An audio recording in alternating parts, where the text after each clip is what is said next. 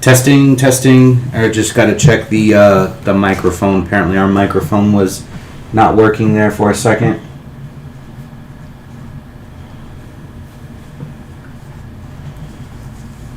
Hold on. There we go. Okay. All right. So sorry about that. So a little bit of a recap, just so everyone is aware. Sonny's been elected as the chairman of the board. H has been elected as vice chair. Vecca Morris, the lower bard, has been elected as secretary. Zarina Zor has been elected as treasurer. Elizabeth Velros has been elected as the Justicar of ICEMORR. Balam is still going to be the ICEMORR warden. And yeah. So guys, how's everyone feeling? How was your week? It's been a week. A little bit better than last week. I got 2 hours of sleep today. Oh, fantastic! So you're ready to go. You're fully charged. Yeah. And how about you, Rob? It's been a long week, but I'm feeling pretty good. That's good. And George? Pretty Doing good. Pretty good. Hunter? I got the opposite of him today. I got 12 hours of sleep accidentally. I was supposed to wake up significantly earlier.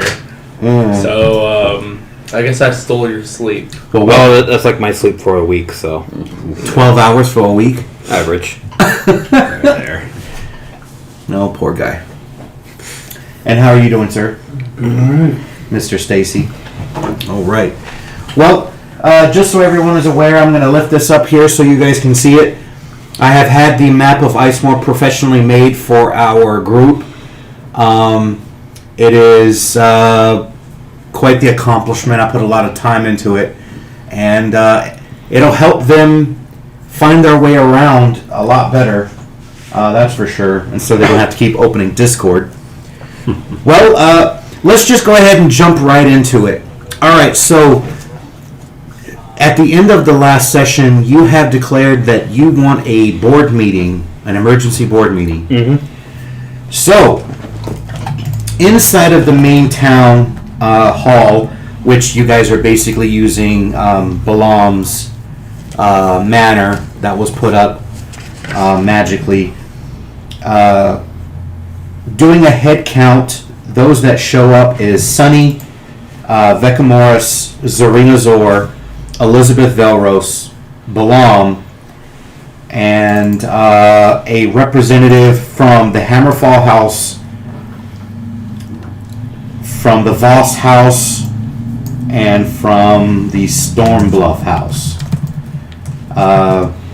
Everyone else is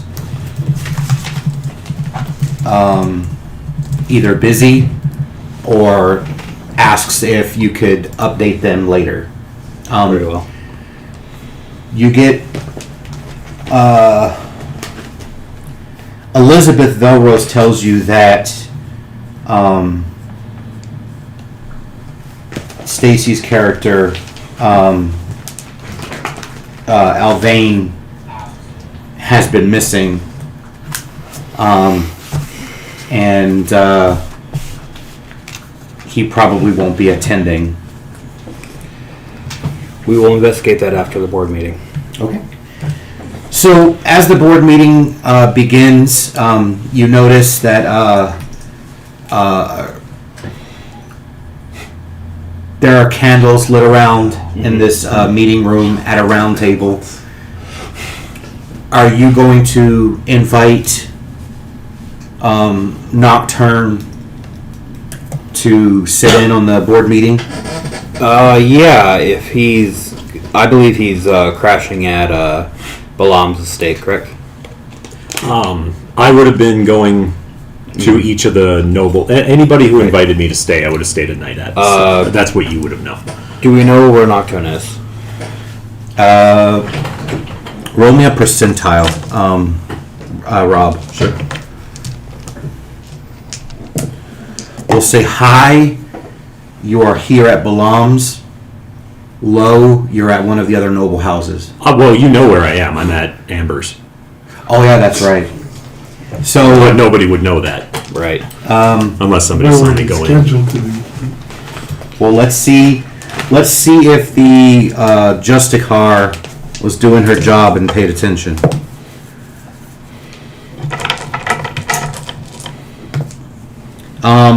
With a 29, she looks at you and says, he is indisposed. I can fetch him if you wish. Yes, it's important that he be here for this. Okay. She says it'll take me a few minutes. We will wait for him. So, while she is gone to go get him, which is going to take around 30 minutes, the rest of you guys can talk, the three of you and the rest of the board members. You'll see Sonny kind of like doing last minute notes, kind of like making sure that he has all the topics that he needs to talk about. Yeah. Okay. Very rare form for Sonny. Is your shirt on? Yes. He has his hair tied back into a ponytail. Oh. Hey, do you have a spare pen? There you go. Alright. So, if I've got the theory correct, you can enchant a pen to transmute essence into ink.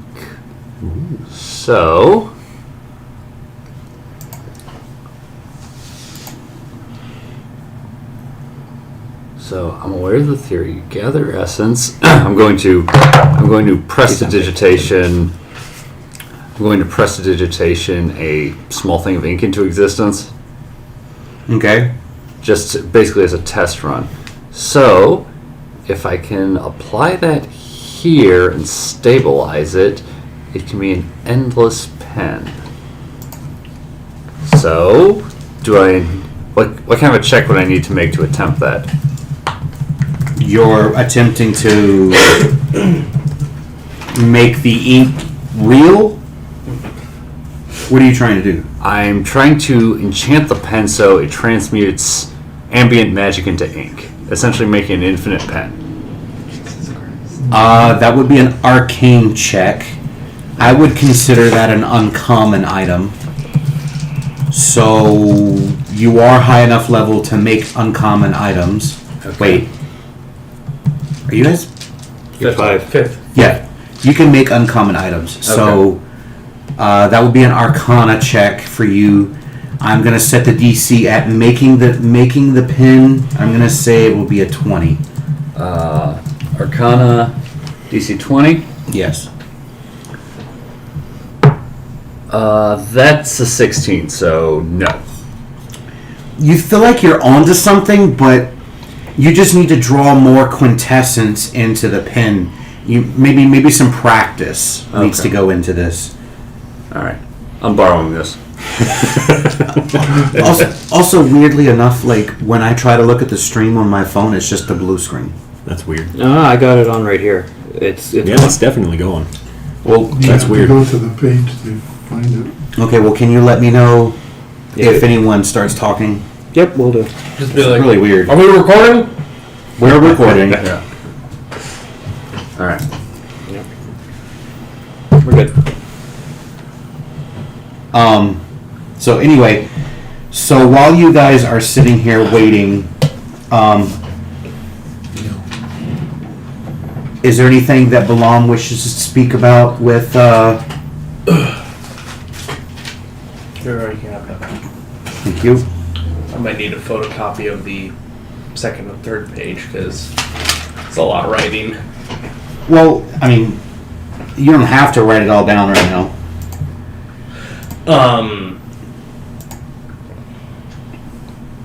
What time is it currently?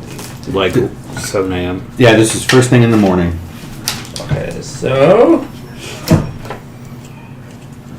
Oh yeah, there we go. at this point it should be the light breeze, right? Yes. 40 degrees light breeze currently. Yes. Thank you for bringing that up. Let's go ahead and roll today's weather. I already got it here. Yeah, you did 48 hours last I night. got Oh, that's 48 right. hours. Yep. So, Thank you for pointing that out. Okay, so and unless something's gonna change it magically, That's why you got the second one. door shut. I need to go take a leak. I'll be right back. The second one. Your second Oh. thing, you pointed something out. Oh, I did. Oh, okay. I'm not sure what, but you did. Yeah, it was the storm that was ending at 2 a.m. And then we had the 3 hours of good weather after that. That's what I pointed out last time. Thank you, sir. Actually, I think it was the communications or something like That's for that. regard. Okay. Okay, so it doesn't knock at the door, and you'll see her look over at it. Her eyes kind of flash over for a second, and she goes, "It's for you." For me. Very well. I'll kind of put on pants and go answer the door. Okay. Hello. Oh, you. I remember you. Yep. Elizabeth. Yes? Yes. Ah. You have been summoned to a board meeting. There's an emergency board meeting happening. I'll kind of look up at this guy. Bit early? Yeah. Very well. Thank you. She'll nod, and she turns around and starts trekking back through the snow. I'll turn back, close the door, kind of walk over to Amber. She's still lying in bed. Oh yeah. So I'll kind of like get in bed with her a little bit and like kind of cradle her head and give her a kiss and say, unfortunately, I have to go to work. Will I see you later? Maybe. Maybe. Oh, don't make me beg. And I'll start kind of like kissing down her arm. But I like it when you beg. And so after a couple of minutes of that and just making sure she feels appreciated, I will get dressed in my jester attire, which is probably the sexiest thing ever. And Absolutely. reluctantly head off to join the thing. So let me ask you this. So when I step out, I know it's only 40, but that's still, fairly cold. But now that I have that immunity to cold, how does it feel to me? Like, do I recognize that it's cold, or does it feel warm, or like, how does that work? You feel whatever would be equivalent to comfortable. So there's a light breeze, a little bit of sunshine, whatever it is that you feel most comfortable with. so for Hunter, that would be in like the mid 60s. Sure. Mm-hmm. Yeah, I'm from the mountains, so I suppose a little bit of a cool breeze. Oh, it's very pleasant today. And I'll kind of be whistling as I move along. Okay, like I'll kind of be skipping, and then occasionally like take the air, fly for 30, 40 feet, drop down, skip again. Just Yeah. not really. She didn't give me any idea of how important this meeting is, so I'm taking my time. She did use the word emergency meeting. Did she? Mm-hmm. Well. Sorry. So, at a glacial pace, you make your way back. I don't know about glacial. I'm not stopping to chat with. Well, I might stop with chat. I'll wave to people as I go by. We know you're stopping to chat and offer people pie. Give me an encounter roll, a D4. D4. 4. Okay. Roll me a D6. 1. You are stopped by a young child. Ooh. It is a male. How young? Human. Nope, that's too young. That's too young. 9 years old, it appears. Okay. Bundled up like it's his first time outside. Hi, mister. Hello. What's your name? Oh, my name is Andrew. Andrew. Yes. 9, male, human? Yep. Okay. What can I do for you? And I'll kind of kneel down. Oh, I see you doing the skip. Yes. Where did you learn how to skip so well? Oh, I just picked it up somewhere along the line. See, let me show you. And I'll skip like 3 feet and then fall on my face into the snow. He starts bawling, like starts laughing. He's like, "Oh my goodness, that's. Are you okay? I'm sorry, I didn't mean to laugh at you." And I'll do like a backflip, backstand up, kind of wipe off my face and do that. Ta-da! He'll start clapping, all excitedly. He goes, "Oh my goodness, you're a performer, aren't you?" Yes. "Oh, my dad told me that there was a performer here with the group that came here to colonize this area." Oh, your dad is very intelligent. Yeah, he's the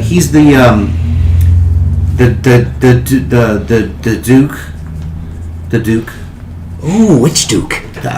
Hammerfall. Ooh, Duke Hammerfall. Yeah, that's my last name too. Ah, Andrew Hammerfall. Yes. Well, it's an honor to meet you. Yes. I am a noble too, but I'm too young. Oh, for now. I don't want to be a noble. I want to be an adventurer. That's where the money's at. Well, the world will have need of them. My dad says it takes money to buy things you want. That's true. So I want money, so I want to be an adventurer. Well, if you find an easy way of getting it, you let me know. I will. Did you hear the story that the guy at the guard post over there was saying? Oh, is he making things up again? What did he tell you this time? Oh, he told me some stuff. He told me that, well, he didn't tell me, actually. I heard him telling the other people at the guard building that they're spotting stuff floating in the water offshore. Really? Yeah, lots of stuff. Interesting. So they're gonna go out and walk the ice, because where the big fire came down and made the path, it's still melted.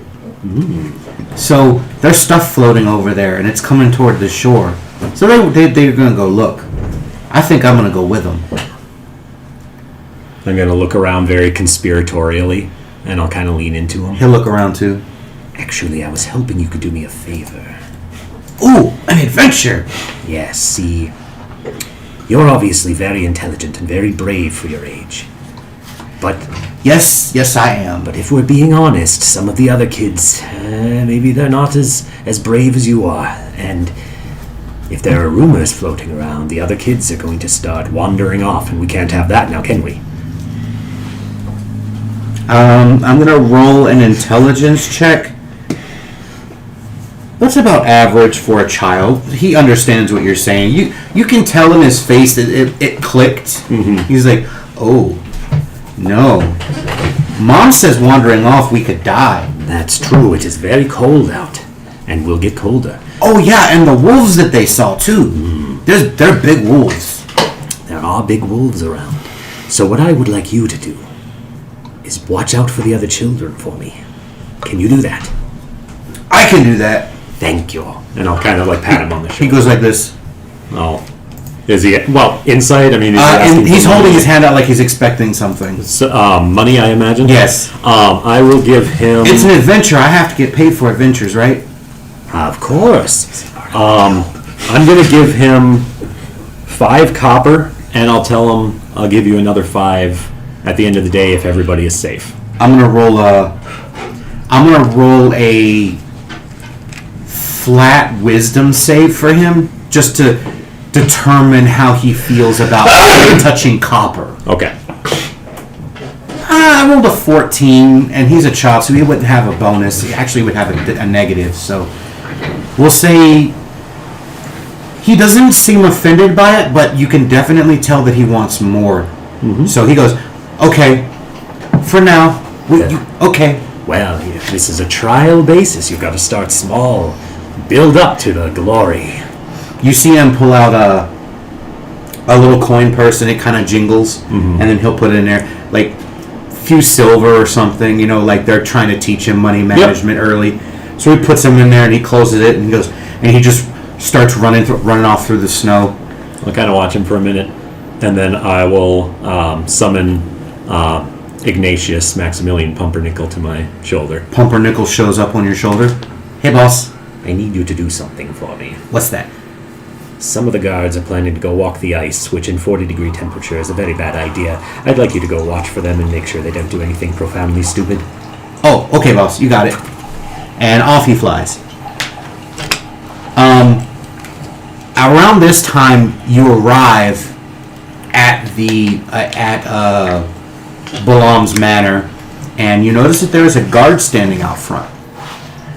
And we're going to pause there with you, and we're going to go back to you guys.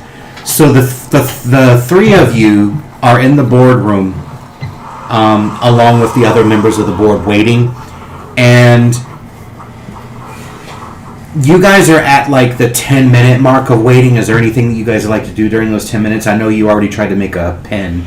Balaam, I know you're over there doing notes. You said you're working on your speech. Yep. Is that Well, he's more like working on his notes to make sure he covers all 5 things that he discovered that he knows. okay? So is that what you're comfortable with for the first 10 minutes? Mhm. Okay. The next 10 minutes, Balaam, what is it that you'd like to do? I'm preparing for later in the meeting to discuss the champion Okay. and my findings on him. Okay. H. The next 10 minutes, what is it that you'd like to do? Work on the pen more? Yeah. Okay. Give me another Arcana roll. That's even worse. Okay. You seem to be distracted because you happen to glance over and you see some of Balaam's notes and something about a giant armored dragon. You're like, Cool. hello. Sonny, still working on your notes or something else? Okay. So Sonny, after he double checks his notes, he'll kind of like sit back a little bit. Oh, I don't like doing this. So people that do not seem like they're busy, because he's doing something and he's doing something. Vec, which is the lower bard. I'm just going to shorten his name. Vec, Zarina, and the 3 nobles are kind of talking amongst themselves lightly, and Zarina every now and then is just kind of glancing at you, watching you over there do your work. So I think because he has his stuff on him, correct? yeah, I mean, unless you left it somewhere. No. I think while he's waiting for Nocturne, he's gonna kind of like take a moment to himself. Now that he got through his notes, he's gonna take out the golden feather, and just kind of inspect it a little bit. The golden feather you were given. Excuse me. Yes, the golden feather you were given when you had the unfortunate run-in with Deverex. So you pull this feather out, and it looks like it has at a glance, it looks almost metallic because it has such a sheen to it. But when you brush it with your hand, it is one of the softest surfaces that you've ever felt before. And when you're holding it in your hand, you just feel content at, like all of the worries are gone. Like you're under the effects of calm emotion. Okay. Now he's calmed down a little bit. The pre-speech or pre-meeting nerves. Yep. Would you say that his shirt would have like a chest pocket? Yeah. He'll stick it in there. You also have your legacy pin on your lapel. You could stick it in the pin. Yeah, I could do that. So right there. Everyone that's at the table, once you're there, Nocturne, you would also notice he has a very beautiful, ornate golden feather. It appears to be a medium-sized eagle feather, but looks like it's made out of gold. And something like when the wind moves or he talks or it flexes like a real feather, so it's not actually metal. He will glance at Zarina for a minute, and then he'll go back to his notes. Okay. So 30-minute mark goes by. Balaam, still working on your notes? H, third attempt. Yeah, I'll take another shot at the pen. Even worse. Okay. So you're starting to kind of lose the grasp of what exactly it is that you're trying to do. So you get the bright idea that, let me just get a piece of paper and write down the steps and see if I'm missing something, because maybe I'm just getting ahead of myself. I'm just getting too excited. I'm not really, focusing. So while you're doing your studying, you get a feeling wash over you, and everyone in this room, as far as you're concerned, is gone. You're the only one in the room, and sitting on the other end of the table, about kind of like Alvayne is, you see the prince.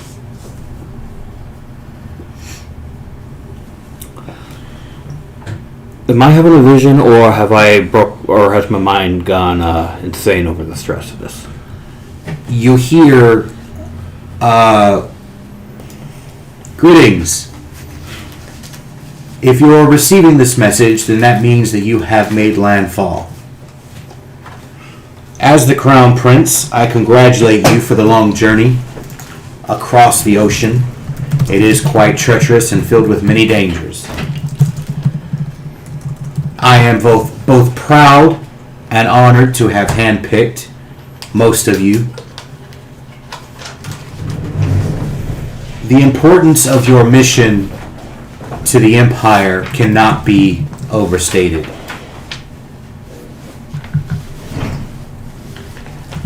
If you specifically are receiving this message, that means you have been elected as the first chairman.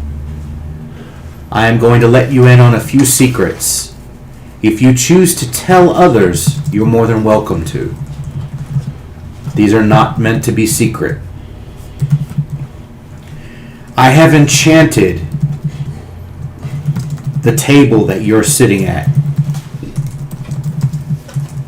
When the board members meet, certain board members will receive certain abilities while they are in office,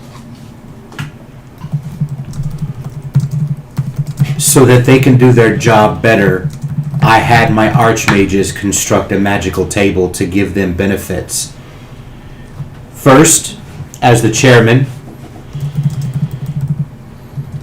some of this will come out as out of game information, but he will describe it in a manner in which makes more sense. Like, for example, the chairman gains 10 inspiration points per year, and they're only allowed to use those in matters of the town or the city, right? How he words it is, the table will influence the chairman and give him great insight into things that he should and should not do. In addition, you will gain advantage on charisma checks and saves while inside of the town. So you could just be walking around in the street inside the town. If you're inside the perimeter of what you claim to be the town, that's it. Vice chair gains 5 inspiration points per year that they can use for, their job, and they have advantage on intelligence checks while inside the town. The secretary gets 1 DM question per session. So, basically, because the secretary is a NPC, I will allow you guys to have a conversation with her, and then have that question be broached from her, but through you. And who's the other NPC that has DM questions? I don't remember why. The Justicar, I believe. Oh, the sword you gave her. The Justicar has a magic sword. Yeah, that's right. That she gets that as long as she's in office. And that's the same deal, right? Where we sort of decide on a question. Yep. The warden gets 1 wish per the book per year. Period. The guildmaster, all teaching and guidance that they give grants the help action plus 5 while inside of the town. So, for example, let's say the guildmaster is walking around the woodcutting lodge. Everyone at the woodcutting lodge gains the help action automatically, and they get an additional +5 on their rolls for performing their job that they're doing.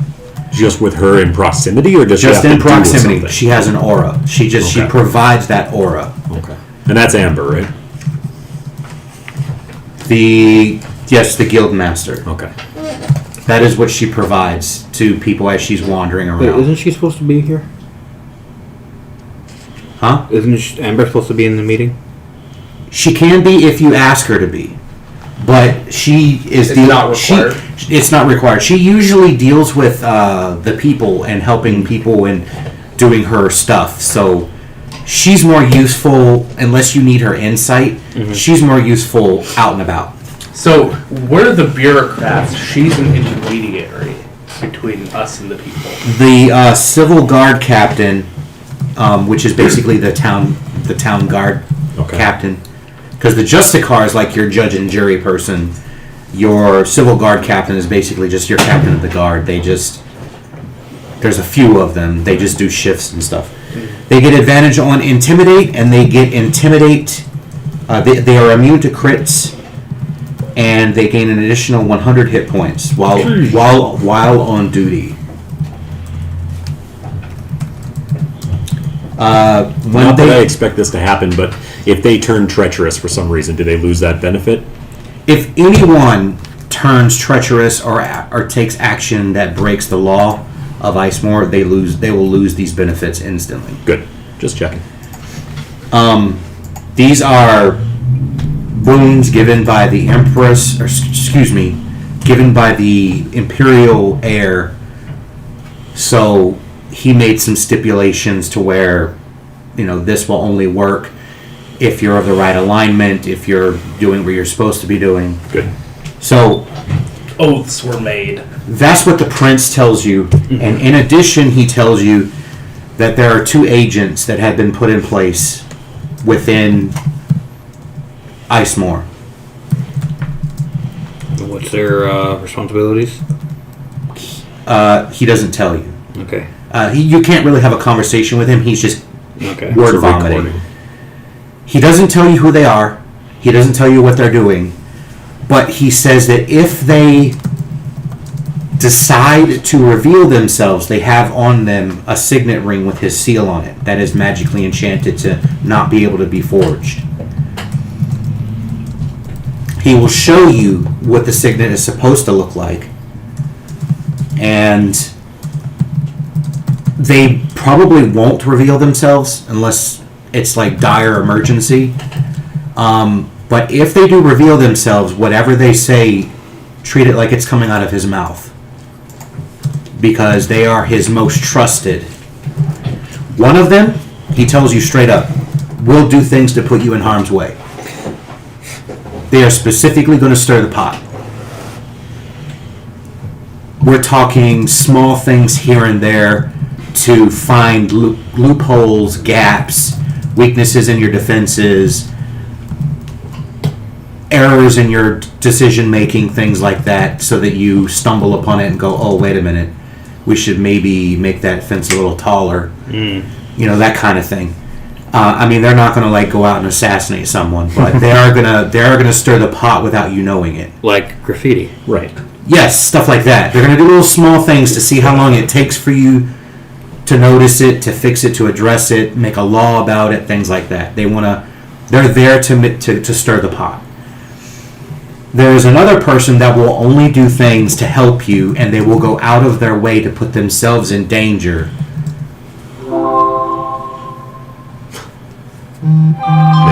Male. So that you don't have to, especially when it comes to going somewhere dangerous. And then the final thing he tells you is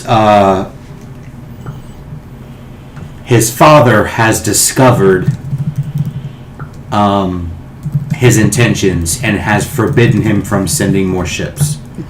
Because of the war, the multi-pronged war, he cannot afford to send more vessels up there. So when you are ready to come back, he says to get in contact with him, and he will send one vessel to pick everyone else up. But other than that, there will not be any further ships coming. Whether or not you decide to tell people that is completely up to you. And then we have you to make crops for us. And then he says, good luck. Take care of yourself. And don't fuck it up. And then the image will disappear. And as far as you're concerned, this took just a matter of seconds. To everyone else, they're just, still whispering, gossiping, and you're just kind of staring at your paperwork for a few seconds. While we're waiting for Nocturne, I have something that I need to speak to you all about. And once he has everyone's attention, he will basically say what the prince said. Everything? Yes. Wait. Give me an intelligence check. Wait, I'm not supposed to do the No. two agents. No, you're fine. If that's what you decide to do. That's gonna be Is it above a 10? Yeah. No. 9. Oh, Should be above a 5. 10. Hold on. Slow down. Let me read my notes real quick. So, you... Look, let me read notes. 'Cause there is... I know what it is. He will not say anything about the two agents. He'll keep that quiet. He'll talk about the table enchantment, what he does, what the vice chair does, what the secretary does, what the warden does, the guild master, civil guard. And he will say that we're not receiving any assistance from the king. From the Emperor. The emperor, yes. My bad. Okay. Because I don't see anything else that would not need to be... I need to roll some wisdom saves for the nobles that are sitting at the table. You can roll a wisdom save. I don't really think you care about what he just said. About not having backup. I'm good. Okay, so I rolled a nat 20 for Hammerfall. So the Duke does not flip his wig. Zarina. Can you please confirm that dice roll, sir? No. I rolled a nat 1 for Zarina. She is going to sit with her elbows on the table and plant her face in her hands. And because she's sitting next to you, you notice that her tails are twitching very, very like they're very angry. Could I attempt to calm her by, giving her a reassuring pat on the shoulder, like we're going to be okay? Just to remind you, you are in public, and you are at a board meeting with other nobles. Yeah, he's fine with it. I mean, he sees that she's Roll an distressed. intelligence check. Say God it's a damn it. pat on the shoulder and a caress on the head. 5. Okay. Yeah, go ahead. I mean, he'd do the same thing if Balam was fucking crazy, or wigging out. Okay. All right. So you give her a hand on the shoulder. Like, it'll be okay. Okay. Yeah, they're good. Foss. They're good. They're not happy, but the only one that's visibly shaken is Zarina. And right around this time, because that was a lot of information to dump on them, the door opens and Nocturne walks in. Hello! How is everyone doing this morning? I think everyone just looks at you with a look of, not today. Funny man, not today. Please take a seat, Nocturne. We have much to discuss. I'll sit on the floor. And I sit at the table. No, he told me to take a seat. He's the chairman. You got to obey right away. So I will. Oh my God! You notice that Sonny has his hair back. I don't say anything about it. Okay. I'm reading the room. Thank you for coming on such short notice. We have much to discuss with the findings that we've had in the past 24 hours. First, I believe we should discuss what the scouts have discovered yesterday. The first thing that I believe we should discuss is the ice elemental sighted near ICEMORR. Our scouts said that they disappeared. They did not appear hostile. Is anyone familiar with ice elementals' nature specifically? Is there something I can roll for that? I assume I'm not, but It would be nature, or you could do Arcana, but it would be a lot higher roll. I'm not trained in either of them. So does that preclude me from rolling? I'm going to say yeah, because it's the first age and there's not really much known about elementals. I'm going to try Arcana. It wouldn't have mattered.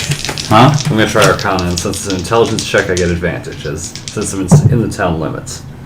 22.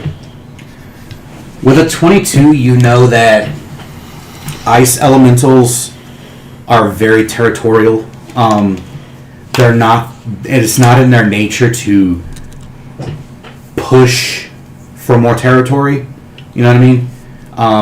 If there's a conflict and they win, they'll take it. Mm-hmm. But they don't go out of their way to go, oh, hey, look, we're going to advance a mile today. You know, we're going to try to take over this village today. They're not expansionistic. They're not fire. They're you know? fairly sedentary. Yeah. Mm-hmm. You also know that with a 22, that when elementals die on a plane that's not of their own, they go back to the elemental plane of water. Well, this one specifically would go to water. Yeah. You know they can range in size and power, anywhere from a little small ice method or water method all the way up to an ancient ice elemental or water elemental that could, you know... A walking glacier, basically. Yeah, pretty much. So you have a wide knowledge of the elementals themselves, but you don't know specifics, you know. 21 nature. Are you trained in the nature? I am. So with a 21 trained in nature, you'll know the same things I told him, but in addition, you will know that from a nature standpoint, they are very much drawn to cold climates. They thrive in it. They're stronger in it. So with that being a magical mountain, like you know, they're probably 3 or 4 times stronger than they normally are. And they're very unlikely to leave that area. Oh yeah, absolutely. They won't leave that area unless they absolutely have to, because they are, as far as they are concerned, they're home. The only other place they get those benefits is back in the elemental plane of water, and they like it here better because it's new stuff they get to explore. And but the thing that's throwing both of you off is why they're here. They're not native to this plane, and as far as anyone's concerned, in the first age, there's no summoning magic to summon an elemental here. I have a fairly good idea of why they're here. I mean, I kind of had a conversation with them last night. well, I guess we'll see. But that's what you guys know. So after that question is broached and they think of that, I'll let them start thinking about how they're going to give that information to you guys. And I'm going to switch over to Alvayne.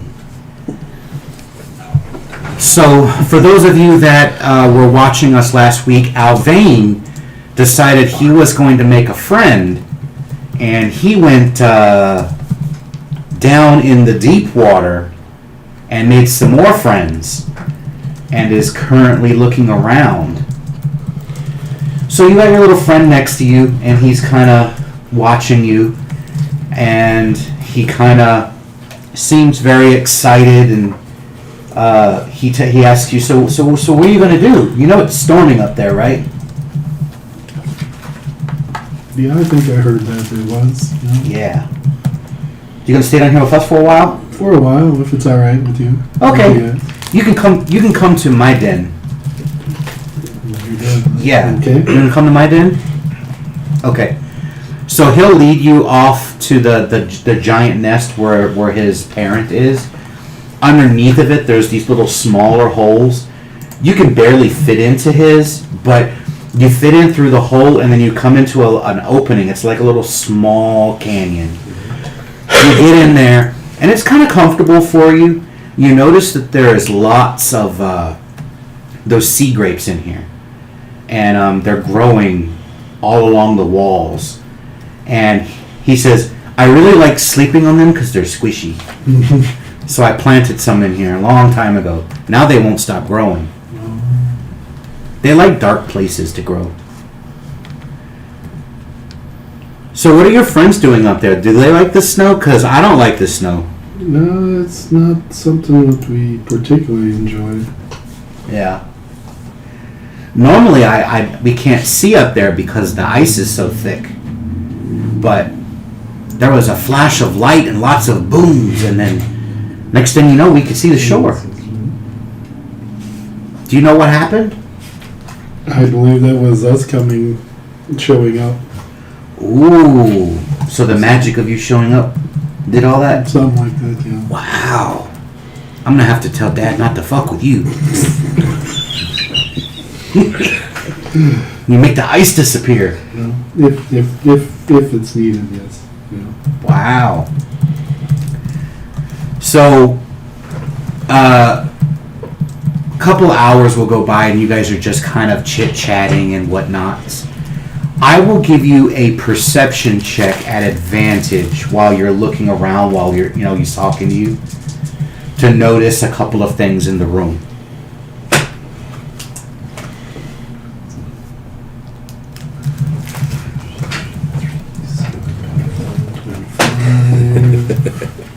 $25. 25? So with a 25, you notice in the far corner of the room, you notice what looks like it looks like a book, but it appears to be made out of seaweed pages. Interesting. And it's woven with some kind of sea cord.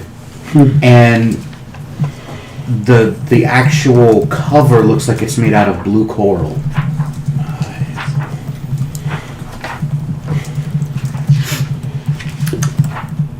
Yummy. I'm assuming he doesn't read, huh? You're not sure. Well, I guess I'll ask him. It's like, where did you find this thing? That you know what? I don't really remember where I found that. I find stuff all the time. One time I went away from the den and I was gone for 3 weeks. Yeah, my dad was so mad. I bet. Oh, he was so mad when I got back. But I brought back all kinds of shinies, and I brought back a friend. Yeah, brought back a good friend. Now he's friends with my dad. Now they talk all the time. That's good. That's good. Have you ever met a Horugan? You can, because you're a sea elf, you can give me a nature, history, or nature or history at advantage.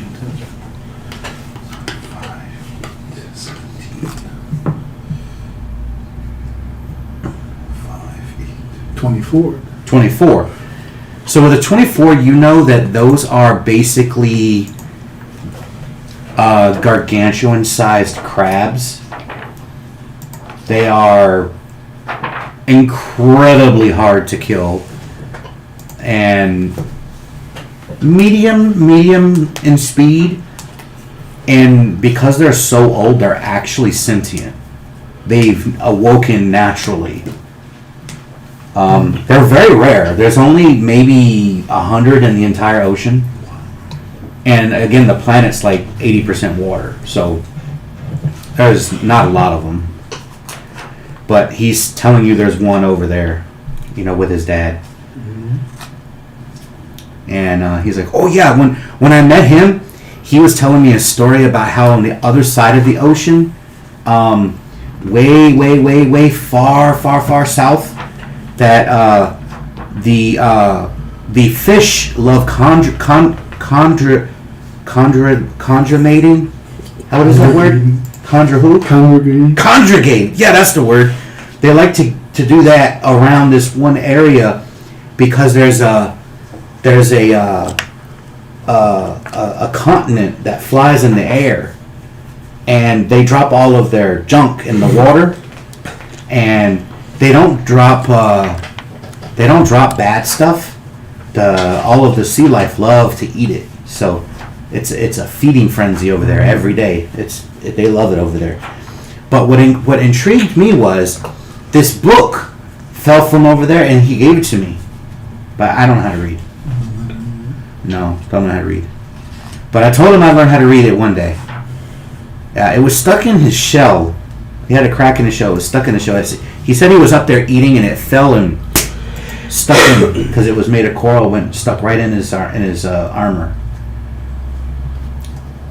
But I got it out for him. He's all healed up now. Let's go. Let's go. Let's go. Can you read? I know how to read. I'm not sure if I can read this book or whatever. Maybe we should give it a try. Let's go! And he'll swim over there and stare at it. Open it up. You open it up. Do you speak Aquan? Mm-hmm. It is in It's Aquan. not quick. It is an older dialect of Aquan. It talks about the 12 nautical rifts. So there are 12 nautical rifts around the planet in the water where it's basically like a slipstream where when you get in it, it'll, through the water, teleport you to the other side of the rift. So kind of like Godzilla, but not the teleportation aspect. Like wormholes in the ocean. Wormholes in the ocean. Okay. And it talks about how there's a really, really old creature that guards the throughway. So they're all connected in the middle. And they all go through that throughway. And if you're not worthy to travel through, he'll You too. eat you, pretty much, yeah. And then you flip to the next page, and you see a picture of the creature. And there's a name written in Aquan underneath of it. And the name of this creature is Ujar. And it says that Ujar created this throughway for his krakens to move effortlessly from one place on the planet to another to deal with problems and to maintain peace in the ocean. That's cool. And in the very back of the book, it tells you the command words to summon the rifts and to deactivate them. So basically basically it's a key to get in and how to tell it, like, I want to go over there, And there's a map that shows you on the world, there's a world map that shows you where they go. And out of game, I'll say, what's your intelligence score? Your flat intelligence? 14.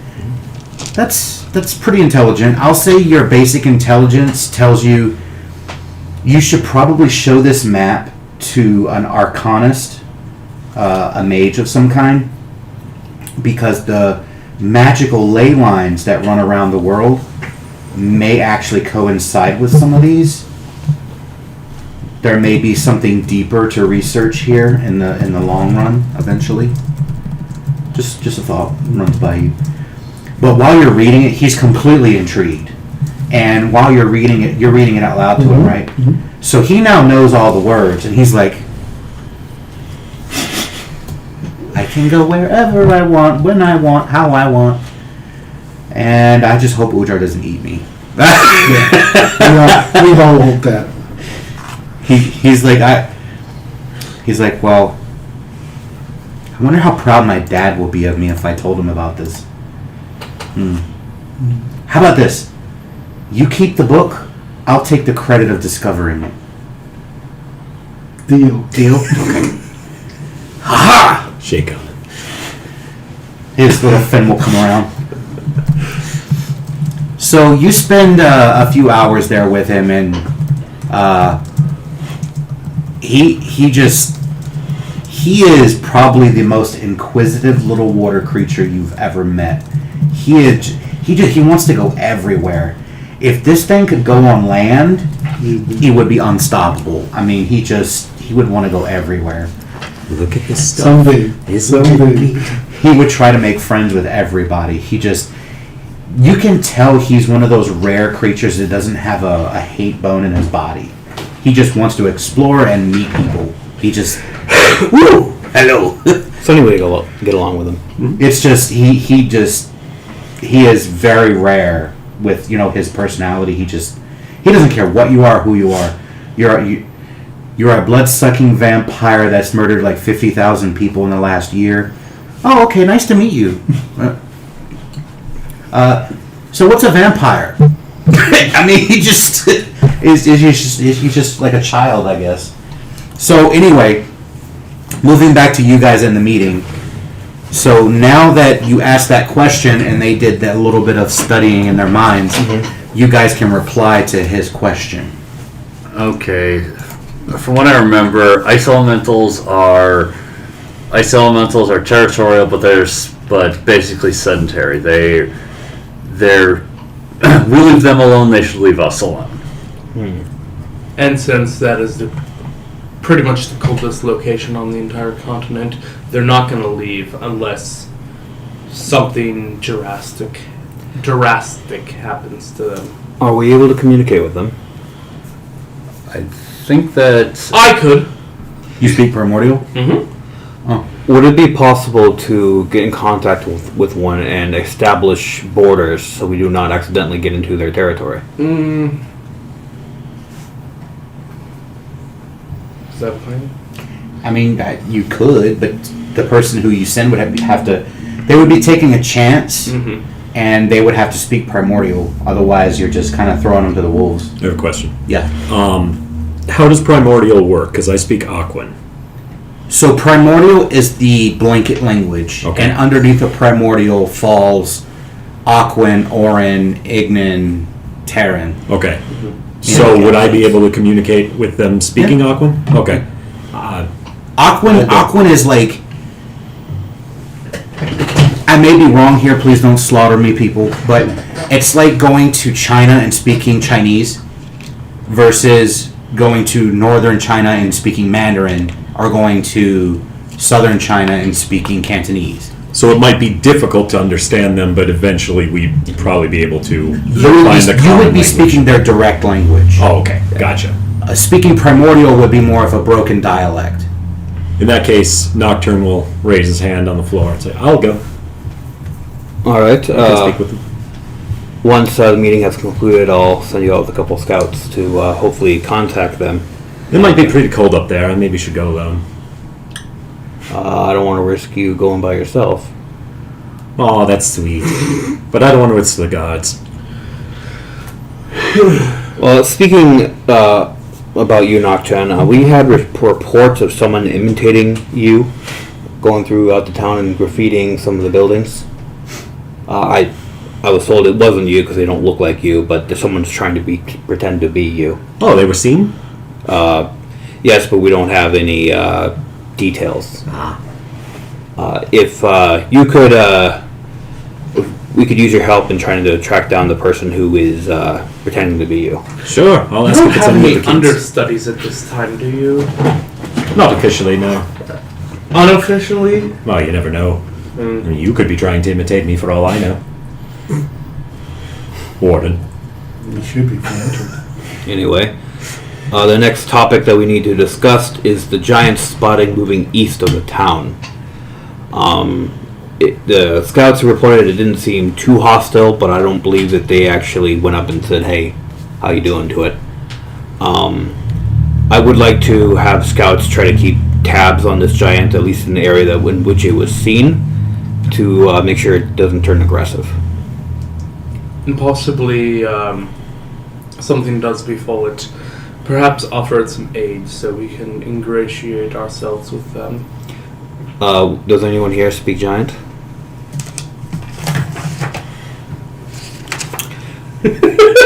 Well, that's I not speak a good. lot of languages.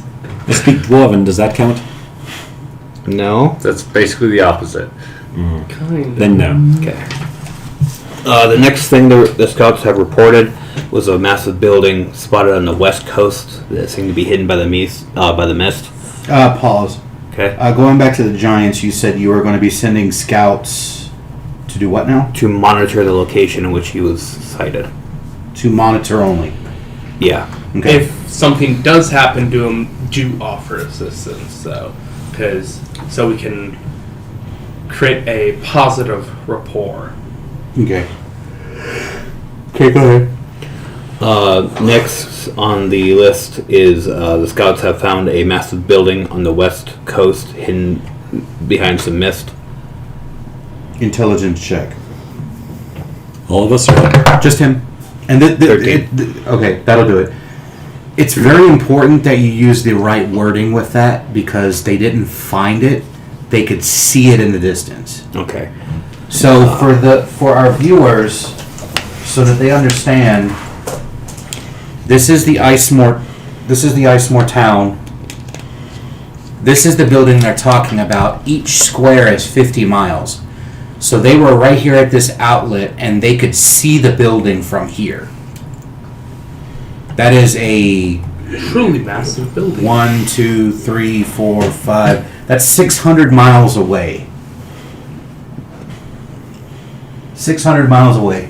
They Okay. could see it. Now, quick question: was it like kind of very like small that they could see it, or was it still pretty big? Nothing on that, please. It was. Or like, did they need to use like a spyglass to kind of make a detail on it? Or? They could see the top of it and the towers peeking through the mist. Mhm. And when they broke out the spyglass, that's when they could see the details and the fact that there's like energy and lightning striking all around it. So yeah, that's like Temple of the Abyss from Dark Souls 3 size. Even bigger, It's very, very big. Someone turned a mountain into a building. pretty much. That is something that we'll also need to keep tabs on. Nice. Perhaps send a party to speak with whoever lives there. Until we get more information, we'll have to. So you're sending a party to speak No. with someone there? Oh, Not yet. Okay.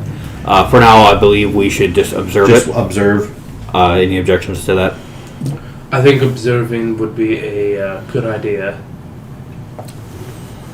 Okay. Then lastly, the scouts had discovered a herb called Arnell's Blood.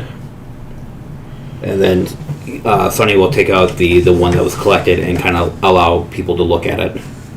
Zarina won't touch it. Um, Neither will the Duke from Hammerfall. What is what would I roll to know what this is, or can That I- would be a nature. And I'm not trained in that, so no roll. Nope. Okay. I am trained in nature, I so. remember I made this check last time and I got it. And it's an intelligence check, so I get advantage. So 21. You know the same things that Balam knows. Okay. Basically, Arnell makes these grow where innocents have died. The properties of this herb, should it be used for alchemical uses, is extremely powerful and has various uses. But it depends on how many moral lines you want to cross. Like, Well, does it grow back? So if we harvest the crop that's there. No. Okay, so it's one use only. this was discovered a few miles. It was northwest, correct? it's exactly. It starts 25 miles northwest of here. And there is about, you said, 2 miles radius of this fern growing.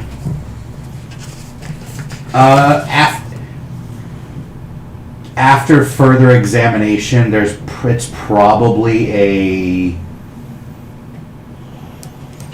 it's almost a 50 by 50 mile wide radius. Jesus. Thousands. Holy shit. Yeah, if you look at the map, it's almost is big enough to sit perfectly in one of the squares. Oh, so the green is part of it too. Well, it's silver, but it's hard to tell. Oh, so the silver is part of it too. I thought it was just the red. The red is the blood in the center. The herbs grow around the blood. There is a massive stained on snow and ice of blood. In my opinion, I believe we should leave this alone. But I'm open to hear the board's opinions on it. I don't even know what it is, so leave it alone, sure. So it's valuable, it's powerful, and it's largely irreplaceable. Yes, but it grows only where innocent blood has been spilled. Wait, what? Do we have any idea how long ago this was? I mean, if a battle happened here 1,000 years ago, Innocent blood. Not through war. A couple hundred years ago. I mean, if they were executing prisoners or whatever, would that count? No. Serena says, "How do you know that?" Then all eyes just turn to Balam. I'm sorry, could you repeat that? I have it on good authority that the reason all that blood was spilled was because of a ritual that was done a couple hundred years ago. Why? To seal a powerful lich in the center of the continent, the highest mountain. That seems like the kind of ritual you do to create a lich, not to seal one. So was this some kind of lich war, or No, it was. Question, Ron. The one who did the ritual, who is he the emperor of? Zor or Duran? I mean, I have the notes right here, but I don't know in character, so. That's right. All he told me was that it was the first emperor. He didn't say anything else. Is there any check I can do? Nope. Because I only said the first emperor. I didn't say who. Yeah. I left that open on purpose. Which sucks because I have book learning, so I would have a fairly good idea if it was the first Duran emperor. Well, just because you, have read... Well, you already know who the first Grand Emperor was, and they wouldn't do something like that. Oh, okay, so I just didn't want to throw my own country in The first Grand Emperor was the Great Worm of Gold. So they wouldn't do something like killing that many people, even to get rid of a lich. They wouldn't do it. The ritual was performed by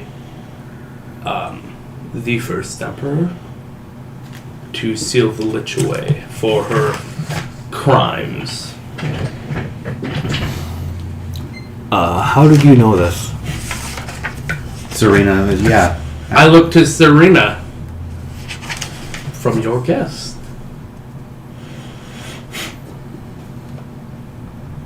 My guest? What guest? The seer. Oh! I told her to... Oh my god. Wow, okay. Tail's twitching again. She's... I've also learned a few other things of import, such as the goals of this Ice Queen, as she has taken the title upon herself, and she is sending her champion here. Oh, so Which, by the way, I should roll to see if he's close to getting here. I rolled a 91. He's almost here. So, what do you know about this champion?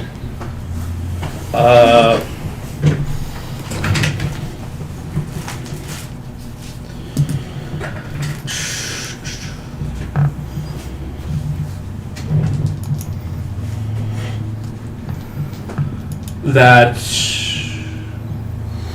the rider upon the worm will want to tribute his businesses elsewhere. The champion wishes, the tribute that the champion would wish for would be 10 children to be his squires. What? Tell me about the worm. There wasn't much information about the worm. Balam, Warden, why didn't you tell us about this half an hour ago? Because I was trying to find the best way to tell it. It is not something easily mentioned. So there is a knock at the door at this point. I'll look to Sonny to see if he wants it open. I'll go open the door. Hello. For those of you watching the stream, I'm going to be posting a picture on the general chat for in our Discord. For the players, it's on Facebook. All right. Oh, jumping right to it, huh? All right. You see that standing there. Hello. He walks past you. Goodbye. Sonny will stand up. The sword is not in his hand, it is on his side currently. But the moment he walks in, all of the candles and the fireplace, the fire loses half of its strength and kind of just goes... Control flame. It does not work. Must have made it magical. The aura that he puts off, you guys can see your breath. It drops by 20 degrees in his presence. It is very cold in here now. So you stand up and greet him. Sonny will stand up and kind of like walk behind Zarina and then kind of like to the side, kind of like taking a defensive position. Before we go further, I'm going to make a clause so that it's well known to the players and to the people that are viewing. How you talk to this man, your responses, and your actions will have very serious consequences. I am not going to hold back. He has a set mannerisms, he has set personality traits and certain triggers. If you touch one of them, there will be a reaction. Okay? So I'm cautioning you to be very careful with this person. We were just discussing Favorite pie.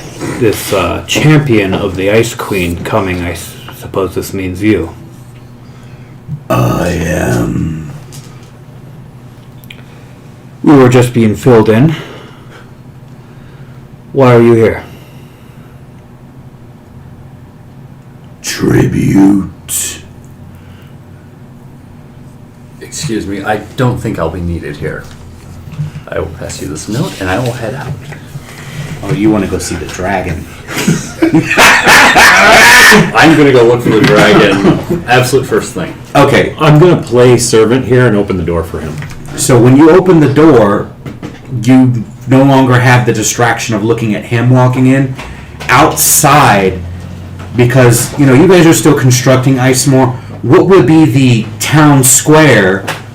There is a colossal, sorry, not colossal, a huge size white ice looking dragon with silver armor plating.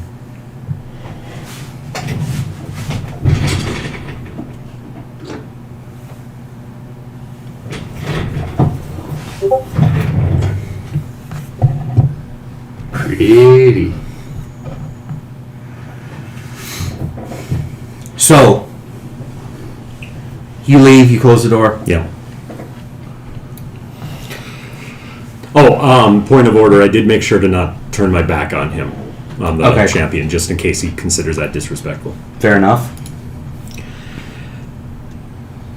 Well, welcome to ICEMORR. If it beseeches you, please take a seat so we may discuss. Stand by for a second. I'm going to switch cameras so that I can show this to the viewers. This is the Ice Queen's champion.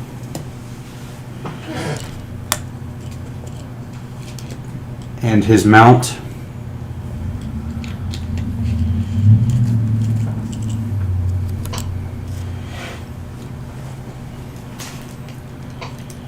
Fully encased in armor all the way down the spine. All of his vital organs are protected by armor plating. Even his joints have armor plating. Alright. So I'm going to switch this back now. Alright, sorry, what was your question? Please take a seat. We will discuss. He goes to where you were sitting and sits down in the chairman's chair.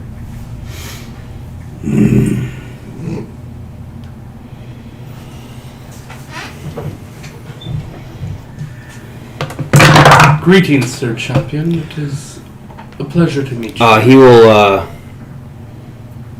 tap Zarina. May I take your seat? She may incite him. If Sure, I have business to attend to. She will stand up and you'll open the door for her. Yep. She leaves. And Sonny will take her seat. All of the rest of the nobles will actually stand up and go like this to you. They will put their fist to their chest and give a head bow, and they are all going to leave. So it's just the three of you and him. Mm-hmm.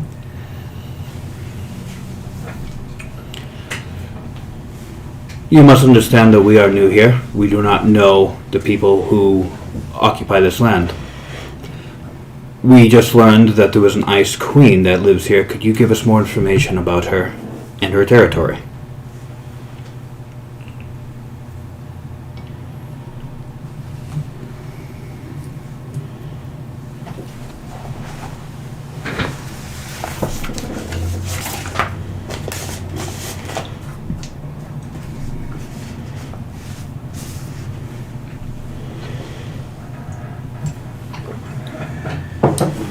He looks at you and says,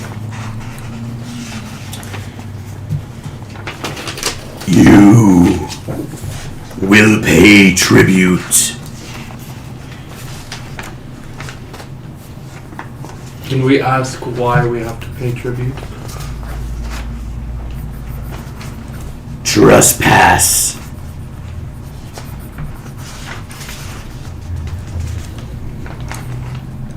The Ice Queen didn't say we trespassed.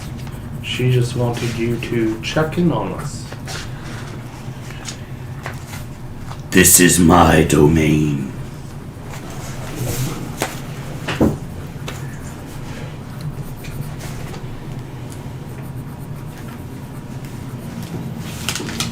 What is it you demand for tribute? 10 young souls, innocent and supple, And what built for molding, easily trained. and what do you plan to do with these young souls? That is my business.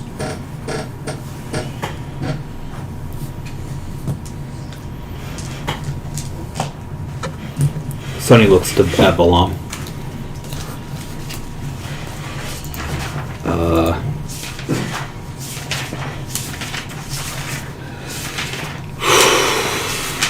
Would you be willing to give us some time to converse? Why?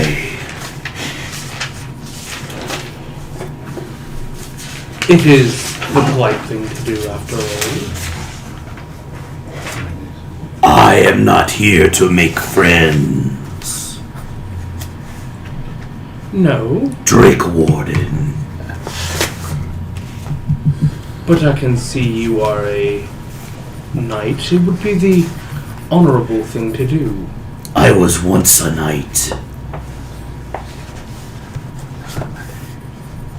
I am a knight no longer. I serve the forever cold.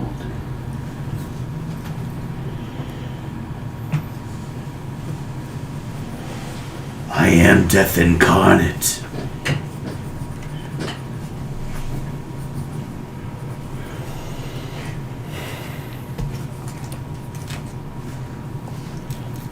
He stands up at this point. The room goes even colder. He says, "You have 3 hours. I am the herald of the harrowing. I will return. If tribute is not paid, I will take you all into the night's embrace." The door slams open and the hinges break because it opens with such a force. A gale wind will rush into the room and you will hear the roar of the mighty dragon out there waiting for him. He will step out of the room and you notice everywhere he steps there is ice left behind. And he makes his way back to his dragon. He grabs the saddle and hoists himself up back to its mounted position. And the wings lift and flap. And all you hear is what sounds like the canvas of a sail, like a sailing ship, ripple with hurricane force winds, and snow flies into the room because the door is open, and this mighty dragon disappears as it flies off. And I'm going to pause there for you guys because you went out before this happened, so you have just a matter of minutes. All right. So you approach this dragon. I don't know how close are you planning to get to this thing? Well, I'm gonna get its attention and see how it reacts. It will very quickly spin around to face you, and its tail will lift up and slam the ground. And if you notice on the miniature, it has what looks like a great axe on its tail, and it fractures a large piece of the ice on the ground, and pieces of ice and snow go everywhere. And then it's got that low crocodile sounding rumble, like the that almost like a chainsaw. And then it just looks at you, and it's got drool coming out of its mouth, and it's freezing as it leaves its cheeks. Its neon yellow eyes are staring at you intently. Time for me to turn on the charm. I will make a deep. I will make a deep bounce and switch over to Draconic. Greetings, mighty one. I mean no offense. I wish merely to approach and in order to more thoroughly comprehend your greatness. Before I give you the response, you may roll a perception check at advantage because you were so close.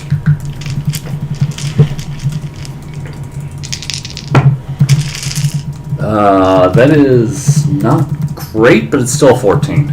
14. So you notice that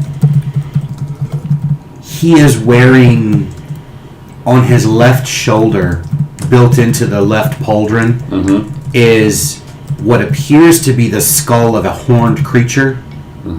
And on the right shoulder, he has the exact same thing, but it looks a little different. And you notice on the chest plate, there is a design of a symbol on his chest. You can give me a history or an arcana. Arcana? And the DC is going to be kind of high. Oh, I've got advantage on Arcana since I'm in the Town. Since I'm in the town. So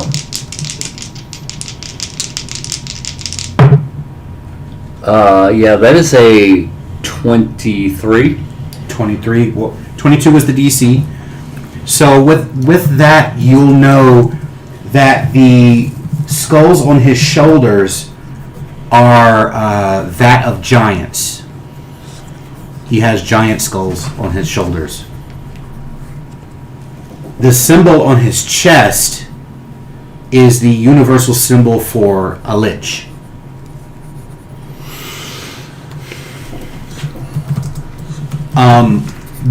Because your perception was so high, you can tell that underneath that armor,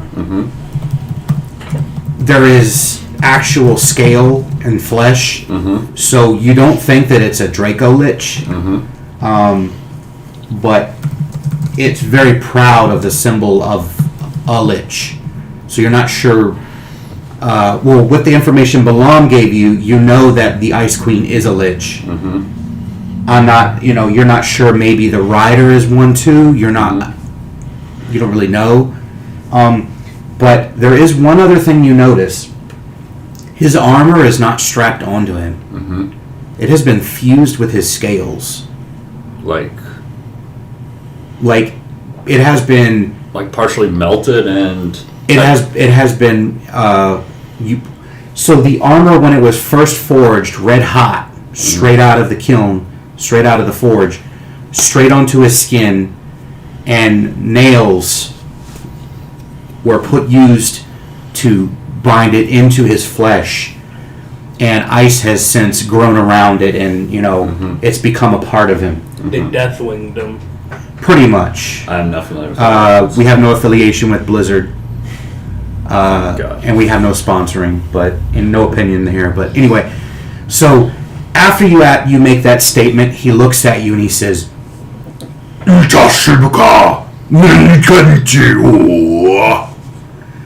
in Draconic, he says, "Little one, you have no need to speak with me. My master is the one you should fear."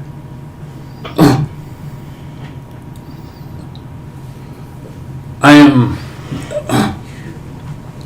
And to say that is to give me reason to speak with you. I am descended from the house of a dragon, and they've always taught me that each dragon is its own master. He will take a step forward. His mighty claws and talons dig into the ice as he steps forward, and his face is right up against you, and he takes a deep inhale, and he goes, lets out a slight grumble, Machisaha, and he says, "You are one of the metallics."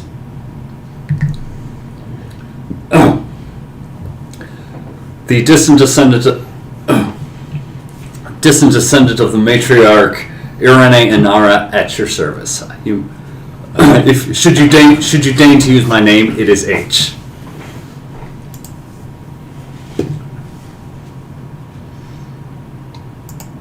Michasi Ulakunta. That's his name. Could you repeat that? Nope. You just made it up on the spot? No. I've been practicing this for weeks. What do you think? I ain't no scrub. Let's see. You want to roll an intelligence check? Sure. Straight up intelligence? Yep. Natural 20. Then confirmed. I will do it a little bit slower for you. Okay. Well, I'll comment it for notes as well. Mick. Chassis. Chassis. Ek. Ek. Ooh. Ooh. Mitch. Ooh. Ooh. Mitch Lassie Ekul. He rolls his eyes.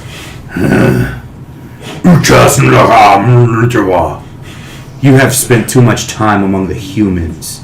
Your draconic is terrible. I have much to learn from the ancient At wisdom. this point in time, the door slams open to the house, and you see his master walking towards you.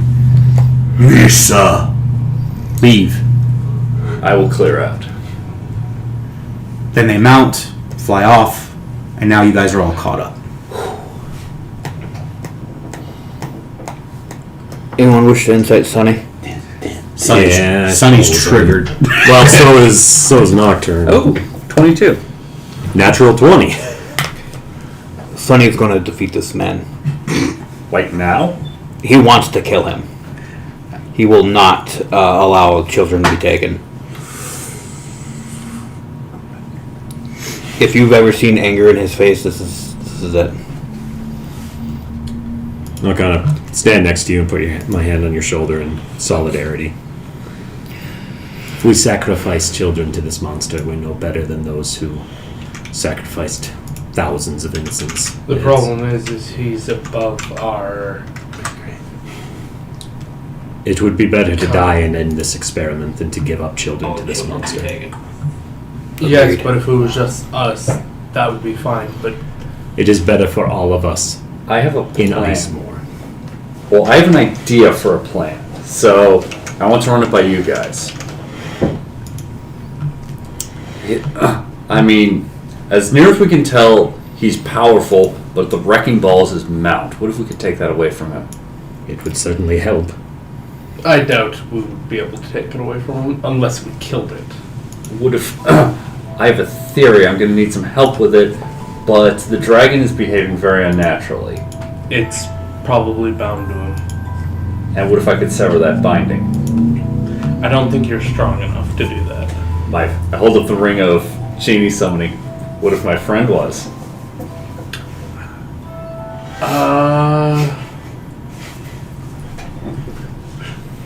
Where is Alvayne? We need him here. Alvayne is currently under the water. Why is he there? He was scouting under the water. He made contact apparently with some powerful things down there. Did he say did he say if he would be back, or? He couldn't reply. Do you know how far he is? No, the dragon guy, champion. Oh, 3 yeah. hours. He said it'd be 3 hours. All right. My issue is if we do fight, we're making a very powerful enemy right away. And if we don't, we've sacrificed 10 innocent lives? Is that the kind of warden of ICEMORR you want to be, Balam? No, but I have to think about everyone. Do you want the other Perhaps it'll 100 be children to die? 10 today, might be 100 tomorrow. We don't know. Can we just stop shouting at each other for a second? We're not shouting. Because that was the point of that statement. Quit. Get to the point. The Ice Queen can't show up herself. She's powerful, but she's not powerful here. She has to act through cat's paws. We take that away from her. The issue is we don't know how many servants she has. Well, this guy's her champion, so it makes sense to believe that he's the strongest. Her champion for this region, as far as we know. Who's to say we don't take him out? She sends an entire army our way. All we need to do is hold out for 6 months. Once the prince's reinforcements arrive, we'll be fine. We're not getting reinforcements. What?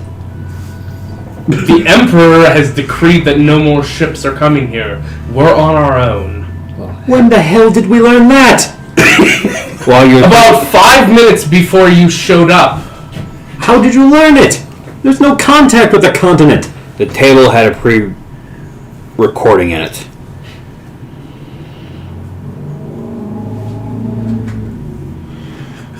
Nocturne's furious because what that means is that the prince knew when he sent us that he wasn't going to be sending reinforcements, and that means that our promised payment isn't coming or any of the help. Nocturne is livid. That's why Duran's better. Balam, you said you were. How did you know where Alvayne is? I hold out my crystal ball. Can you contact him to have him come immediately and brief him on the situation? I can, however, there is a chance the Ice Queen will intercept the message.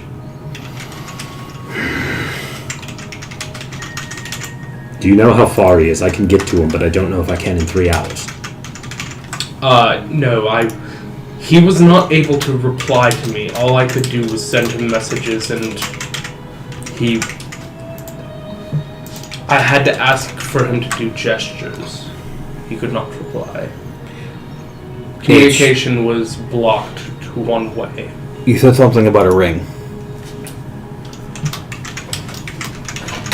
From the treasure that was received from the Kraken, one of them was a ring of genie summoning. The genie. I've spoken to the genie. We've become acquainted, and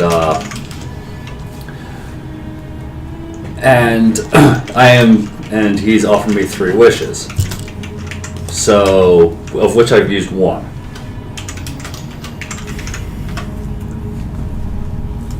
Are these wishes powerful enough to defeat this champion? The thing is, it's I don't make the wishes. I communicate them to him, and he enacts them. And so, in other words, the wishes are passing through a mendacious interpreter. Let's walk and talk. Okay, where are we going? I want to go to the Archmage's quarters. I want to find the Archmage. See if they can whip you up some. See if they can whip you up some orphans to. See if he can help us with something, because he's a powerful abjuration wizard.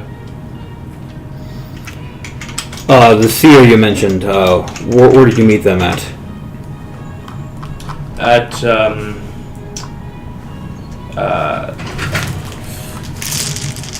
what's her name's place? Zarina's, yeah. While you do that, I will speak with the seer. Perhaps she can give us some insight. Be careful with that insight. It's costly and consuming. Damn.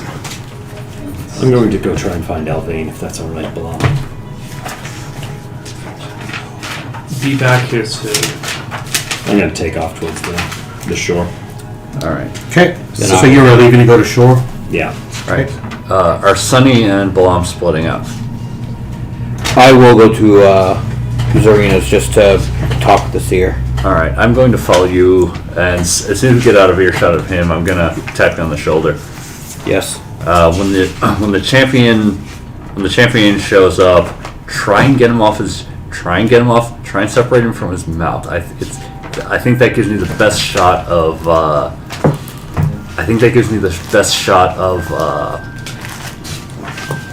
being able to enact a wish that will cut the dragon free from his or the Ice Queen's control. However, remember that this is the wish has to pass through the genie. So I think in order to guarantee that to give myself the highest chance of success, I'm going to have to word it in such a way that unbinds the genie as well. Are you able to converse with this genie of yours? Yes. I would speak to him and get counsel before you decide on the wish. If that is possible. It's possible, but I don't. But there are trust issues. So I know he wants to be released. I've already established that. So you must use one of the 2 remaining wishes to release him. if I can, I've come up with wording to release them both at the same time. That's meta though, Hunter. I know, but So, which is why I think that's the way to make it work best, because he frees himself at the same time as the dragon. worried. Very well. Go speak with the genie about this. All right. Thank you. I knew And they wouldn't go along with it. then I'll head over to Zarina's. Okay. Okay. I'll head back to the basement. Okay, so at that point, we're gonna go around the table. So you get to Zarina's. Her servants let you in. No problem. You get in, and she's sitting, at her normal place in what would be the throne room for the noble, but she has a bunch of pillows, and she's just kind of sprawled out on it, and she's just kind of staring off into the distance. He'll approach, stop, and then give her a respectful bow. She'll nod her head to you. Oh, Sonny, I'm here for 2 reasons. I'm glad you're okay. We are What for is now. that thing? The champion of the Ice Queen, a lich that lives here on the ICEMORR. I really hope the prince didn't know that there was a lich here. I would be very concerned if he did know. I'd have many words for him. But first, I wanted to know if you were alright.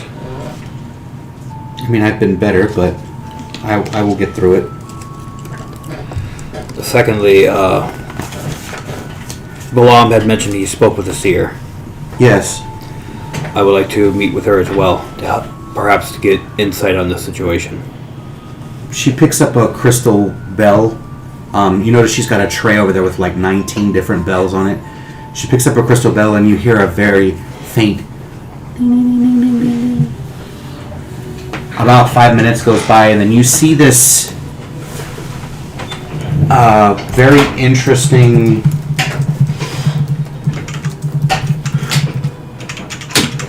very interesting looking old woman walk in. She appears to be I'm going to send this to the Facebook for the players and to the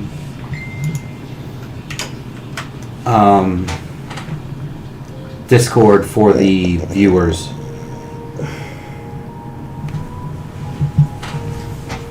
She walks in.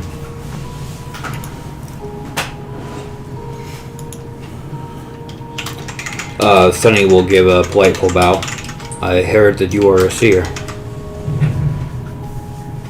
Yes, Sonny, I am.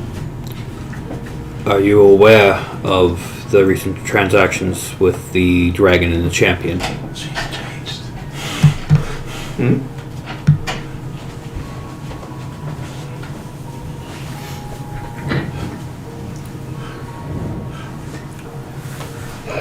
She says, "Come with me."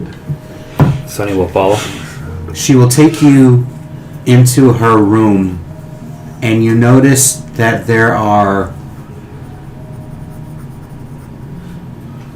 3 orbs sitting on the table. And the table appears to be made out of a black, some kind of black wood. You, as being what you are, know that that's called dark wood. It's a fey wood. She motions for you to sit down. Sunny will.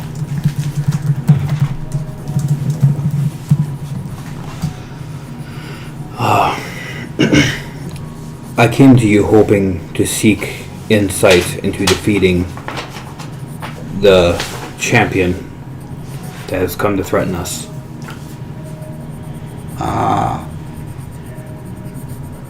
Many avenues, many streams, many different outcomes could be possible.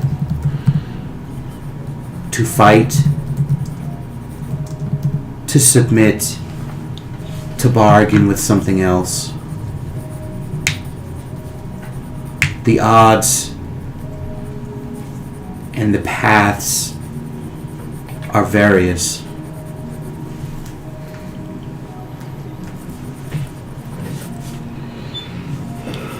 I need to see these paths to find the best one. Need or want. Destiny is a finite thing. It's very fickle. Knowing too much could change the very core of who you are. Are you truly prepared to peer deep beyond the veil to know what's coming before it happens?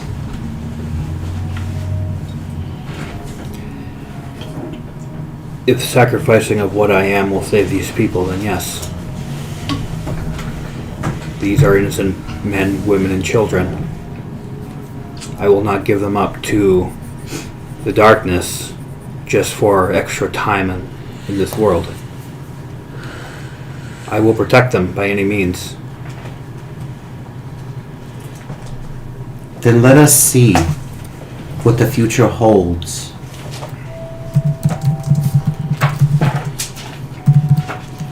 One of the orbs will float into the air, and you appear. What looks like you're still sitting in the chair, but you appear in what looks like a room that's just solid white. It's like the opposite of Vanta Black. It's you can't see the creases of where the walls and the floor meet. It's just solid white all around you. And then all of a sudden you see a gray mist start to come in.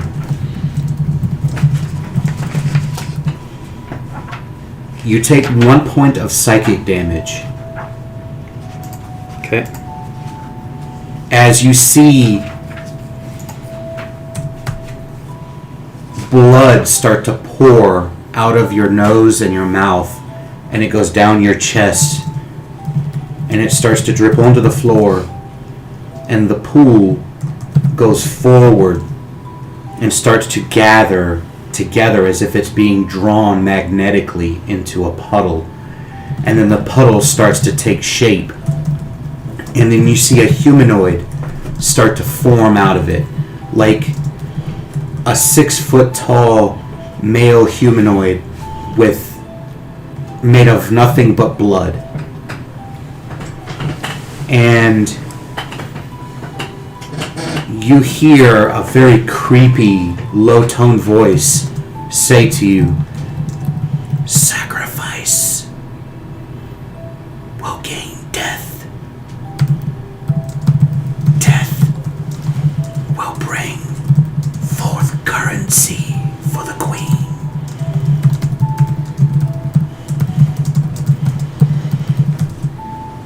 I am the herald of the harrowing. The harrowing comes. His shadow shall cover all. His shackles removed. Death runs rampant and unchecked. His anger all-consuming. The only shield refuses to awaken. Journey forth and find the 22. Obtain their power.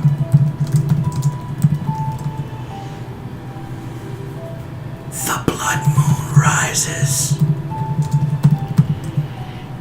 The blood eclipse will mark the beginning of the end. And then you're back in your chair all of a sudden. And she just looks at you, and you notice she has a couple tears in her eyes. And the orb slowly floats down and lands back in its cradle.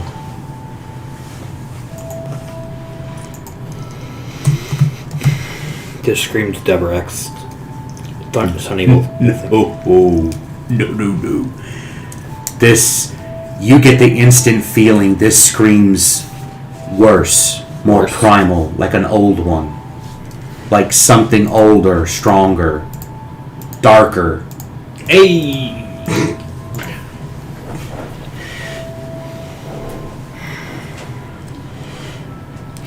Do you wish to peer further, dear? I need to know what the 22 is to prevent this.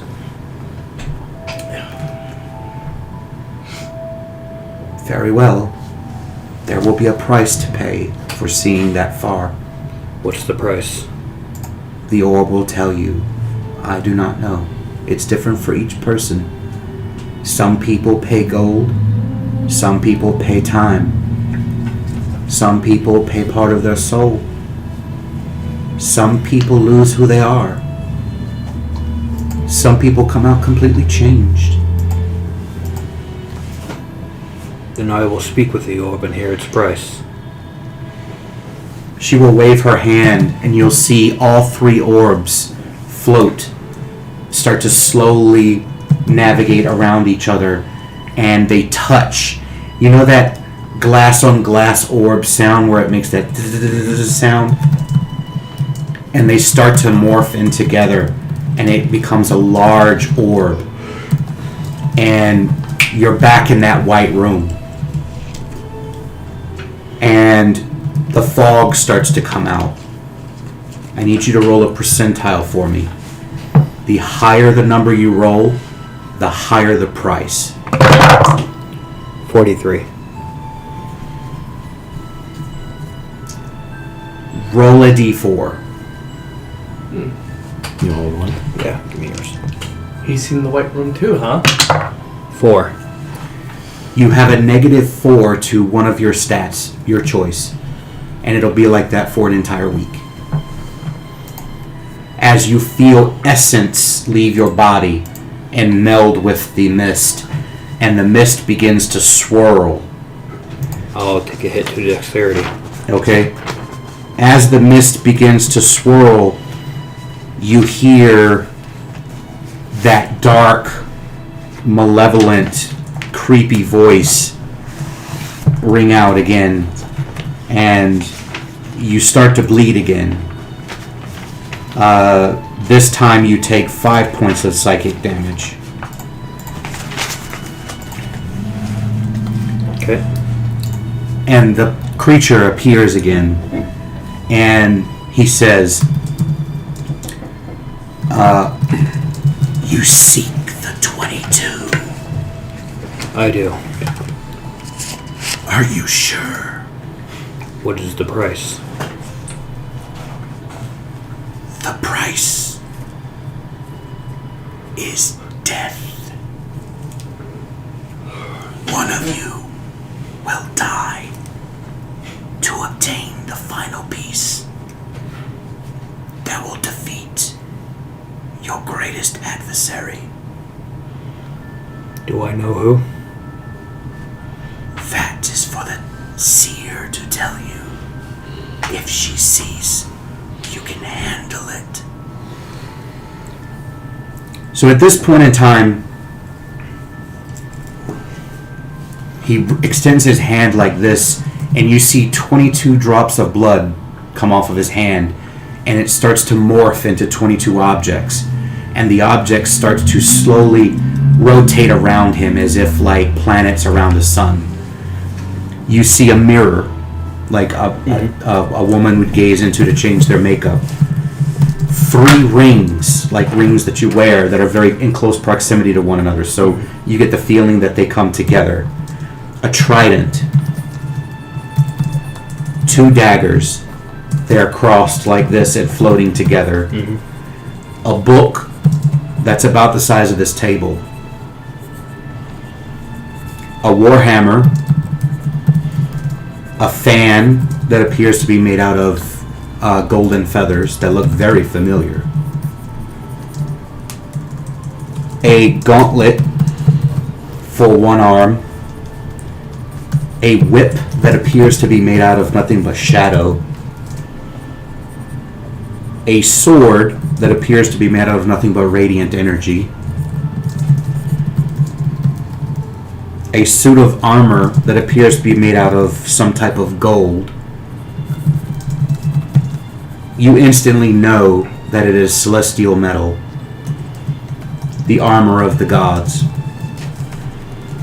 A set of wings.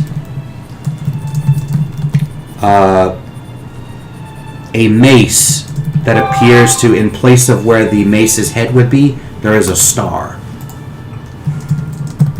A lance that looks like it's made out of nothing but lightning. A bow that appears to have no string. A helmet that looks like you would be putting on the skull and scales of a gold dragon, just the head of a dragon onto your head. A staff that is made out of a white wood that has a white serpent wrapped around it.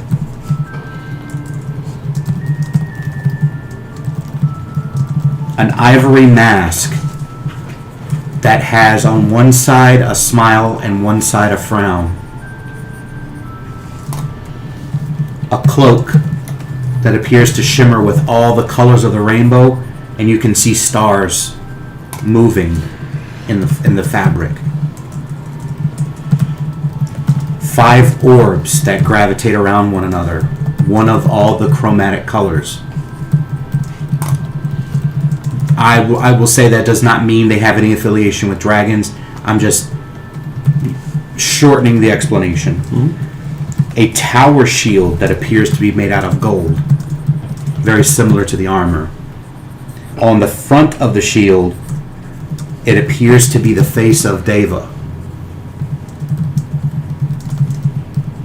And an amulet that has the head of Arnell on it. So you see these things in great detail floating around.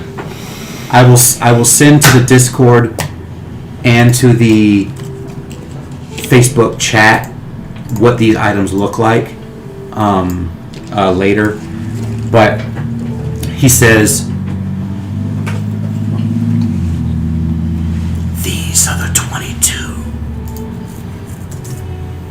Their guardians rest around ICEMORR. They slumber, refusing to waken. Some are already awake. Some lie dead already. Some you cannot defeat. Some you must befriend. Some you will have to pay.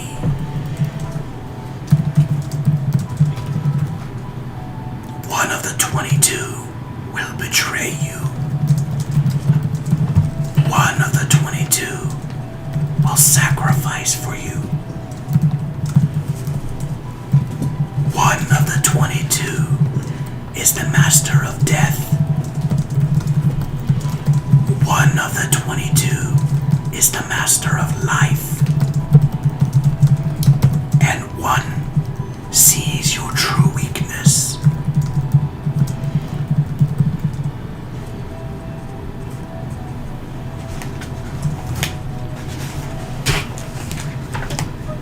The harrowing comes. His shadow covers all. Death, shackles removed. His anger all-consuming. The only shield. The 22. Seek them out. Obtain their power. The final one will cost a life. And at that point, you're back in your chair. And she's looking at you. And you notice at this point, she's got like one drop of blood coming out of her left eye. And she's kind of like, she looked kind of drowsy. And she shakes it off. She grabs a potion. And she drinks it.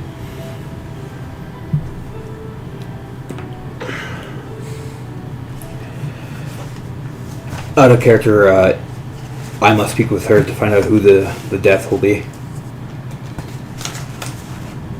I don't know, is that what he said? Yeah, I'm just... Do you know who the death will be? I do. May you tell me? Are you sure you can handle it? It is what I must.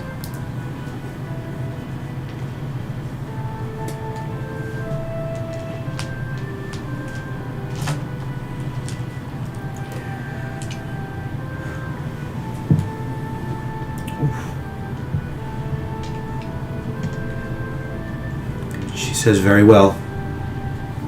The orb will float again. And you're back in the room, sitting in the chair. I need all 5 of you to roll a d20. The lowest number is going to be the one that will die to obtain the 22nd item. Can we use inspiration? If you want to be the one to die for the 22nd one, you can use inspiration to change your number.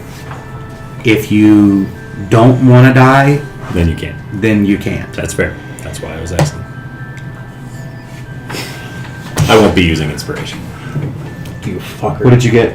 19. 4. 5. 9. Natural 1. Wow! You see Nocturne appear in front of you, and he's kind of dancing around, and he's got a pie in his hand, and he walks up to what looks like this massive body of a dragon, and it's probably 3 or 4 stories large. And then you notice, like, that the necks move, and it's like they're weaving inside of each other, and you notice there's 5 heads. And you notice the 5 heads are all different colors. Roll a religion or arcana or history because of what you are. No, I rolled a 3 on the die. Okay. You hear the 5 voices speak in unison and say to it. Do you speak Draconic? Yes. Okay. The 5 voices speak in unison and say, "Ah, you have finally come before me to perform your greatest verse. Tell me your greatest verse." And Nocturne goes like this, holds up a pie, and says, "What's your favorite flavor of pie?" And the 5 heads look at each other really confused, and they start arguing with each other. "No, I want peach. No, chocolate. No, lemon. No, I want human. Human pie. Ooh, human pie sounds good." And they start nipping at each other. And while this is happening, Nocturne flies over behind them, and on the tip of the tail, there's 3 rings. Nocturne grabs the 3 rings, and just as he gets ready to turn, all 5 dragon heads are now looking at him, and they grab him with their mouths and begin to rip him apart. As you see Pumpernickel appear and grab the rings and disappear. And you witness your friend being ripped to pieces by this dragon with 5 heads. And you snap back to your chair. Wisdom save. I'm going to impose a disadvantage on myself. Sonny will break down crying because he really likes Nocturne. Well, he doesn't even know what shenanigans you got up to, so that's going to hurt even worse later. There you go. Hey, that's why you're dying, because you got laid. Of course. What is this, a horror movie? Yes! So he says, you notice she looks at you, and then you see her stand up, and she says, "My time on this plane is done now. Fuck. I have fulfilled my destiny. I now go home to my mother." And she holds her hand up like this, and you see a spectral arm come down and grab her, and out of her body comes her spirit, and her body just collapses to the floor. Good job. And Josh. the orb Killed her. breaks into 100 pieces and falls all over the table. Was anyone else in the room? Oh, we could have just him. used that orb! And No! you, for a very brief moment, you felt like she was at peace. Like she was, "Okay, I'm done. I've given my final fortune telling. I've expended everything that I had. My destiny's complete. I'm going home to my mom." So, with her gone, the illusions in the room now fade, and you notice that you are sitting on what looks like a wooden crate.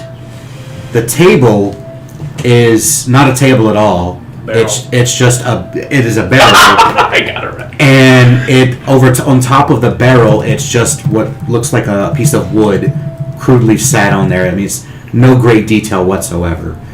And all of the lights and trinkets around the room were never there. And the room that you're in is just bare. But her body is there. And everything that was on her, her clothes and everything, is still the same as what you saw. Sonny will. With the body.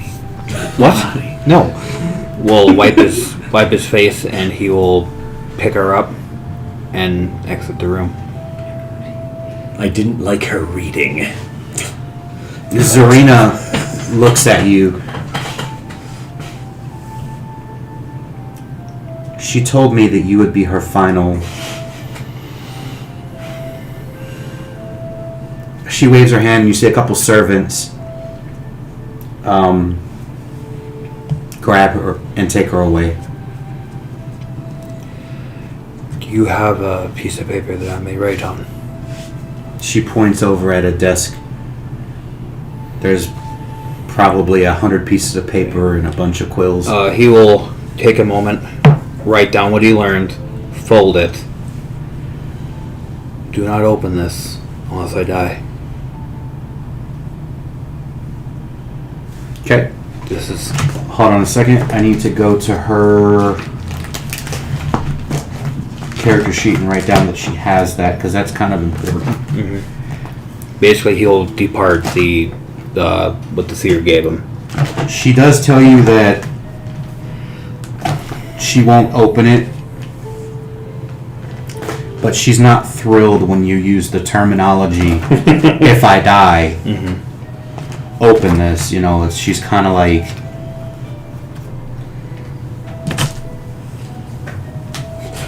Things became a lot more serious from yesterday to today in her head.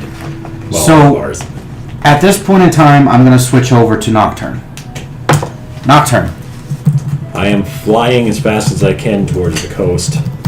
While I'm doing that, I'll try and ping Imp. Perception check. Okay. Could I get a Dr. Pepper, please? So just for the record, so everyone knows why I'm rolling at advantage, it's still within 24 hours of my drinking that wine Oh, yeah. with Amber. You had the good wine. Yeah. That is a 21. Okay. So you see about... You're very surprised. You see roughly around... Thank you. You see roughly around 30, 40 crates floating in the water. Okay. Lots of debris. You see a mast floating in the water. And then you start seeing the bodies. There's about 100, 150 bodies in the water. Do I recognize any of them? A few, No. ring true to you as being people that were on the Korean. Korean. And then you see the maiden, the mermaid maiden that was on the front bow of the ship.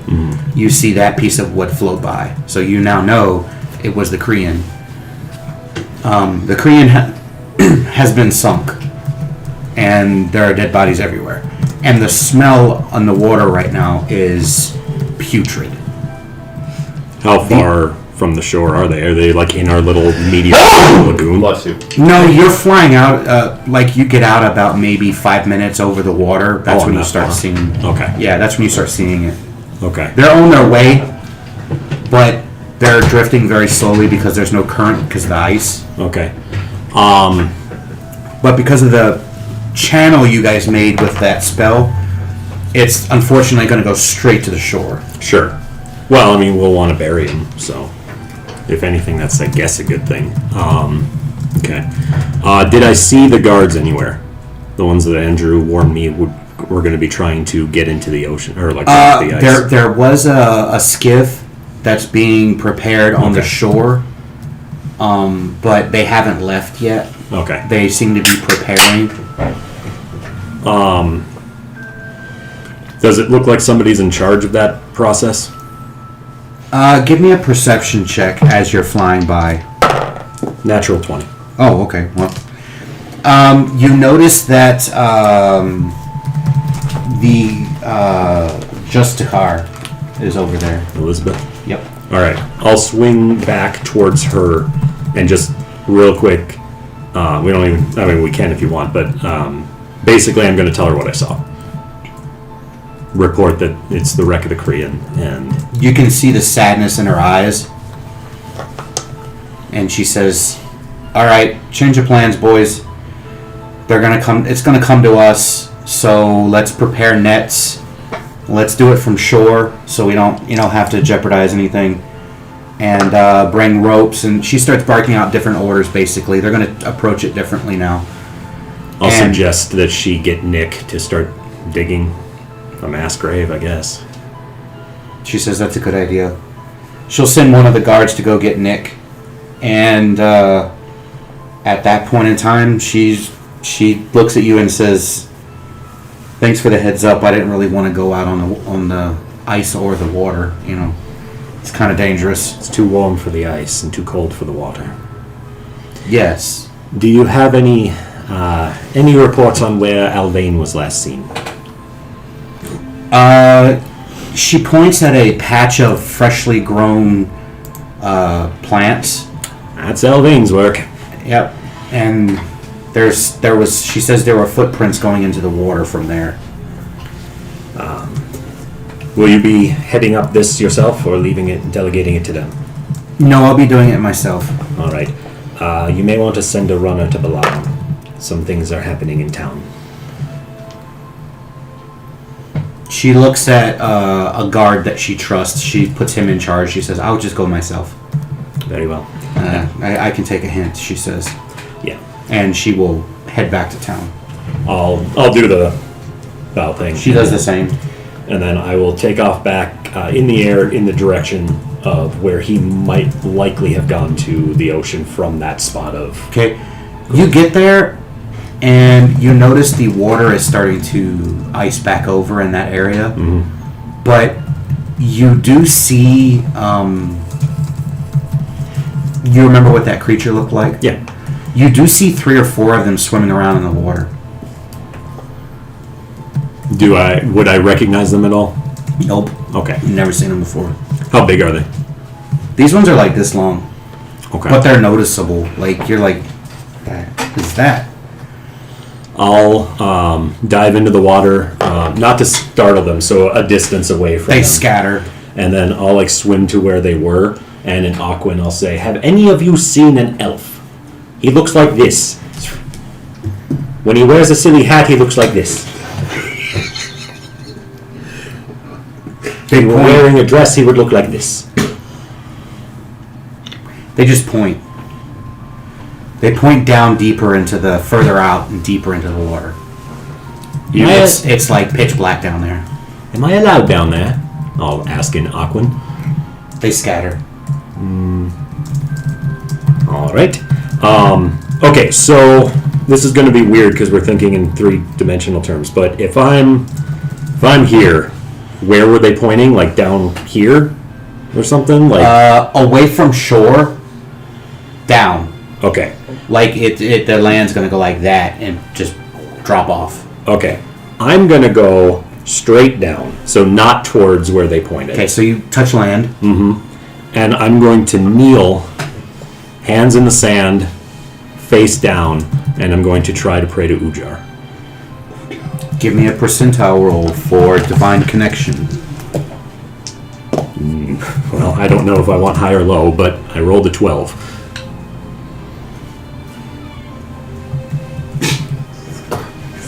So No wonder you're a favorite. you feel the water start to swirl around you. And right in front of you, as you open your eyes, you see a megalodon Okay. looking at you. Nice. But I don't. Do I get like? Do I have a sense of calm? Like, I mean, or am I like, holy You don't feel fuck, this threatened. thing's gonna? Okay, that's what I. I mean, the initial startle might be there, but Sure. it's just looking at you. Its fins moving like it's just so it can just stay in place. Because sharks have to keep moving. Yep. So it's kind of moving in place like this, but it's looking at you. Ujar, I've never needed your help more than I do right now, even when you saved my life. Because it's not my life. It's on the line. It's 10 innocent children. And I'll divulge everything about the... You'll see the gums of the megalodon go up, and you'll see the teeth bare. And the megalodon will do a lap around you, and then get back in front of you. And while it's staring at you, you get a feeling from it, just like an empathic feeling, like that's not okay. Right. That is unacceptable. That kind of feeling, like almost like children are off limits. Yep. You know what I mean? Yep. You get that feeling from him. And while that's happening, you are sitting there talking with your friend, and all of a sudden the water starts to move around you. And the water grabs you and starts pulling you through the ocean. And your little friend's following you. What's going on? What's going on? Where are you going? You leaving? He's just like, I seem to be. Oh, okay. I'm not sure, but You gonna come back? if I can. Oh, okay. Oh, well. I mean, I was gonna ask permission before I left. Oh, well, bye, friend. See you later. And you get ripped through the water. It doesn't hurt you, but it is definitely unsettling with how fast you're moving. In a matter of 10 seconds while this megalodon is staring at you, you hear something moving through the water at an incredible speed. Torpedo.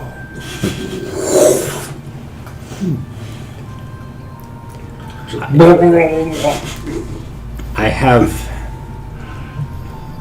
a plan, but it will probably kill me.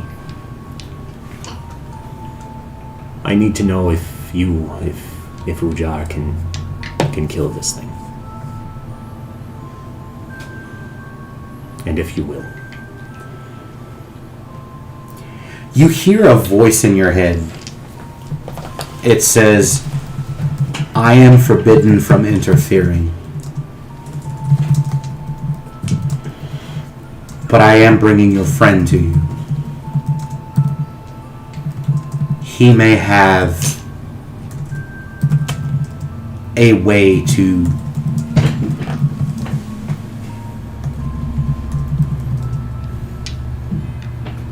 change the sacrifice required. And then at that point you see Alvayne. Like he's there, like boom. Hello. You see a megalodon. Oh, don't worry, he's friendly. And it swims off. Goodbye. So, we have problems. Besides the weather. So, yeah. There's an ice queen who's a lich, and she sent her champion, and she showed up, and he's going to demand 10 children, and we're trying to find out a way to stop him, and we only have about 2.5 hours, and I need your help!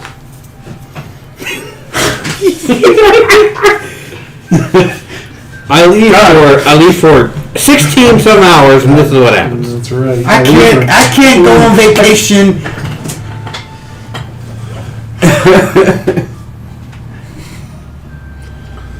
Just as a reminder for our viewers, we are going to be taking our lunch break around 5. We are going to be taking an hour lunch this time. Reason being, we have to go pick up our food, so we need a little bit of time to actually eat. So we'll be back at 6 o'clock promptly to do our wrap up for an hour, maybe an hour and a half. So now that you two are together, I'm assuming you're heading back to shore. Yeah, and as we're going, I'm explaining everything I just dumped in more detail. Okay. So now Alvayne's caught up. What's Alvayne's response to this? It's always something. Always something. Always something. Wouldn't it be nice to go like a week without drama? Jesus. It's not a I have a book I'm trying hurricane. to It's finish. ice champion. Me too. Same here. So you guys make your way back to shore. Now I'm going to go to H. Okay. So you said you were going to the basement? Well, the basement of my room, where Okay. in the basement of. So you go to the room, your room. All right. I'm going to, because my. Bless you. Excuse me. Sorry about that. My draconic focus comes from a gem dragon, so I'm just looking at it, thinking about it, and so I'm gonna try and make a spell. Well, so what happens if? So here's the magical theory I've come up with. What if I create a firebolt with 0 speed? Basically, I'm trying to make a melee touch version of firebolt. It's possible. I mean, It's never been invented before, so you would be creating a new type of magic. You would be changing the range increment from the range to touch. yes. So It's we'll say if you burn the spell and you do an Arcana roll and you actually attempt to do it, we'll say the DC would be 18. okay. 18. Probably end up changing the damage die too. I mean, it would be. I mean, just a melee touch versus AC with no other additional effects would probably be the same as what's that druid spell? The one that gives you an acid melee attack. That's a D10. True, but All right, so Arcana. I think that does other stuff Yep. too, though. I think that's the one. So 18 on the money. You can write down that you've created a way to cast Firebolt through touch. Burning Palm. I'll call it Little Flower. Okay. Little flower. Hunter. We have no affiliation with Hunter x Hunter, but I do love the anime. Flower. Firebolt. But range touch.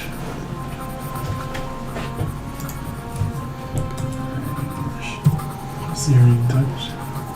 Was that all you're going to do? Uh, That takes about an hour. okay. I'm going to. Alright. Because we've got 3 hours, but the genie. I can only summon the genie for an hour. Mm-hmm. So, can I essentially set up a trigger for myself so when I hear him returning, I summon the genie? Sure. Just to specify that, so there's no. So unless you tell me otherwise, when I tell you you can hear him coming, you're going to summon the genie. That's what you said? Yes. Okay. Hunter, Hmm. where did you say you were going again? The Archmage. Okay. So you head to the Archmage, which is located.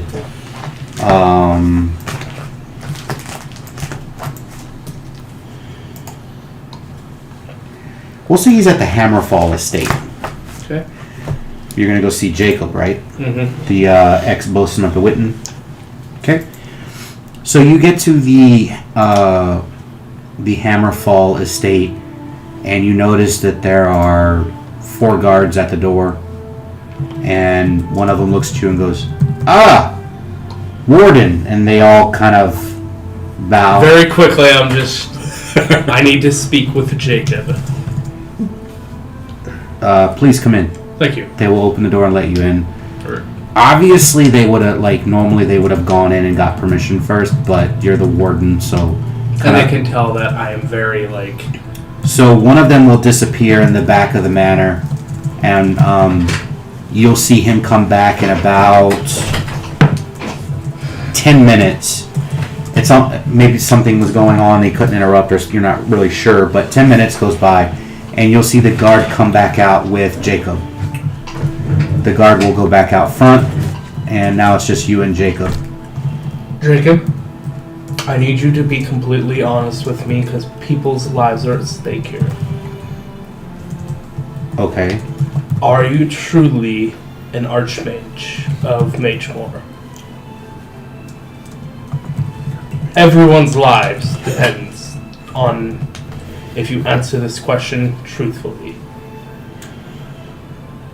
Yes. Alright. What is the It's an odd question. What is the highest level of spell you're able to cast? 6. 6.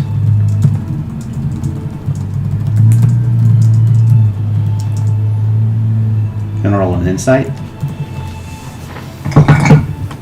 I rolled low, but I rolled a 12. that's higher than my insight.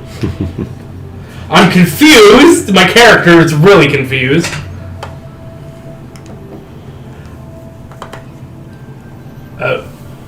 Seems a little low. We have an issue. There is a lich here. I know. She has sent her champion. The champion wants a tribute of 10 children.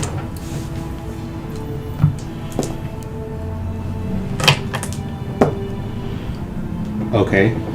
I need You wanna roll an insight? 17? He doesn't seem bothered by it.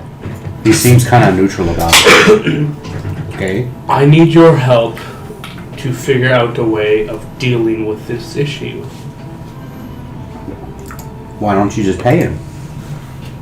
I mean, the sacrifice of 10 children versus our entire mission seems like a... I would, however, there are multiple people on the council who I believe are anathema to that idea.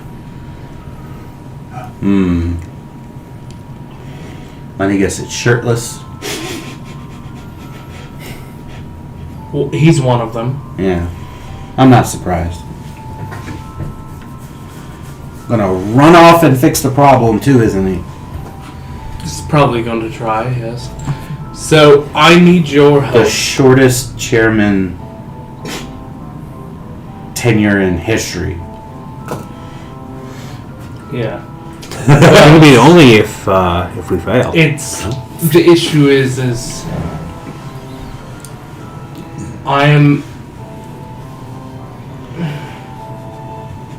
I highly doubt any of the other noble families are going to go along with the tribute. Well,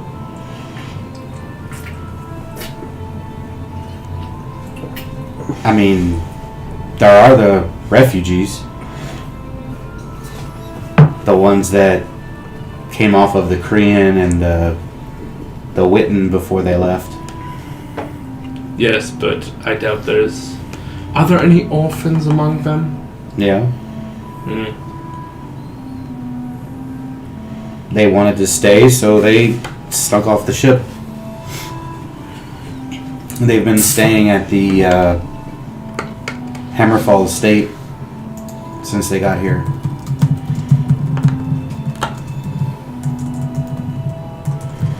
You okay over there? Mm-hmm. Oh. Could have swore I heard you chewing ice just now. Hard candy. Oh. Can you help collect 10 of them Sure. so I can talk to them? I'll be right back. We're not there. So, I'll make a note of this.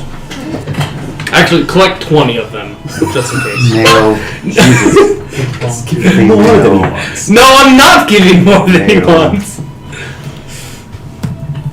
Male. No, But if you... I know what you're doing. Yeah. Female. Female.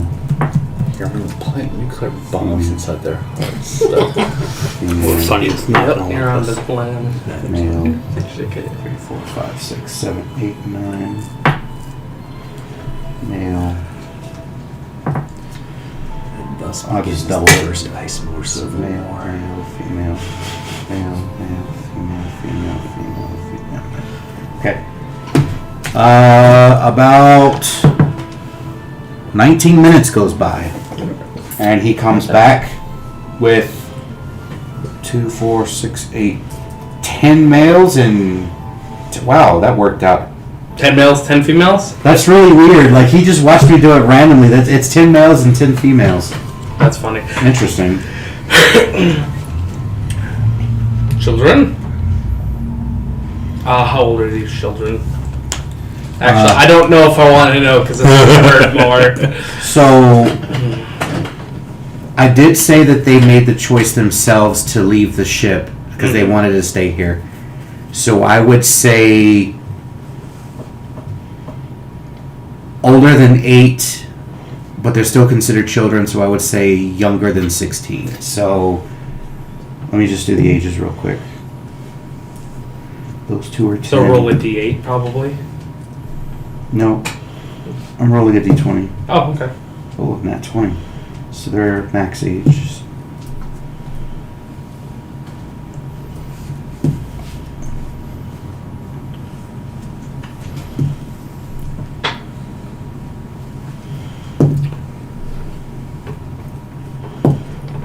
Look, I have to. I'm not happy with this, okay? I have to look out for everyone. Okay. So the youngest is 2 males and they're 9. Mm-hmm. The oldest is 2 females and they're 16. Okay. Here, I'll just pass it to you. Alright. So, Oops, sorry.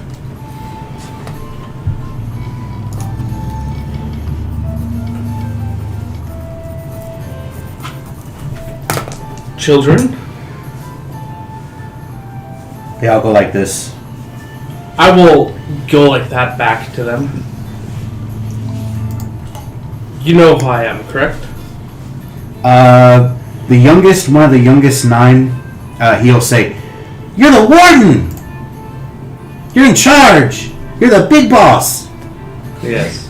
You're the one in charge of keeping us safe. I'm the one duty bound to try to do what will protect everyone. One of the oldest girls says, "Actually, his responsibility is to ensure that the mission succeeds." Also, the 9-year-old pokes the other 9-year-old in the ribs. He said duty.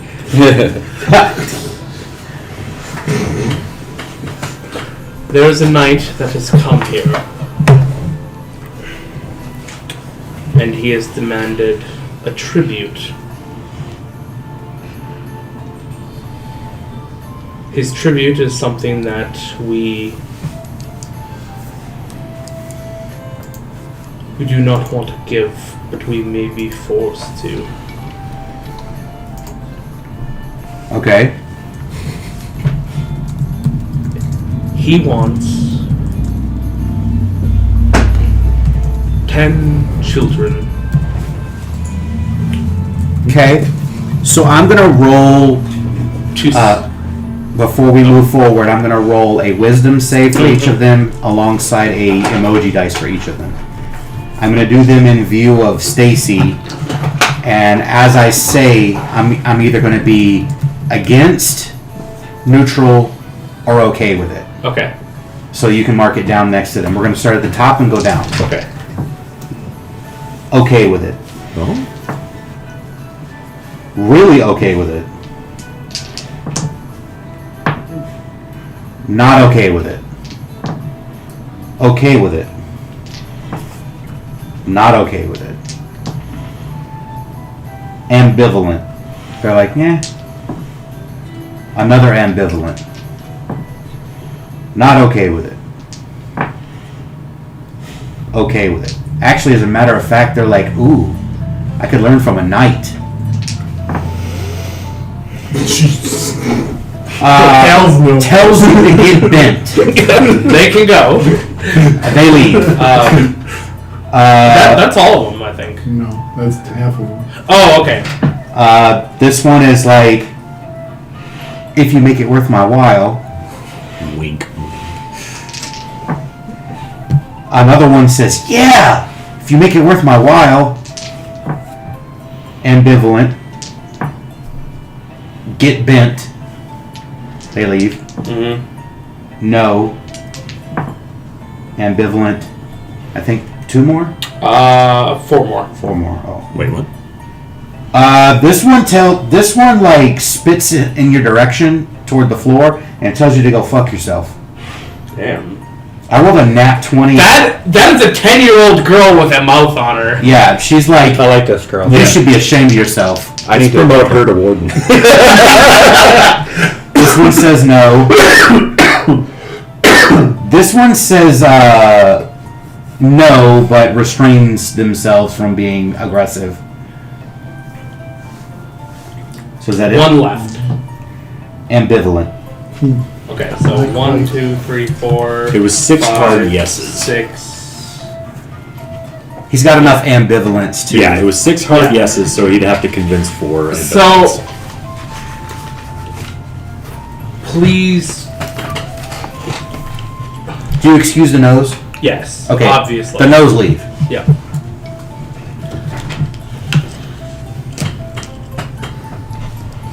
Here's an interesting point. Are any of these kids related to each other? I already rolled that. They're not. Okay, I was just checking because that might influence their decision one way or the He other. probably specifically got non-siblings. Yeah, I rolled. I was like, is he going to grab people who are paired? And I'm like, no, because they might end up getting split up, and he doesn't want to deal with the drama.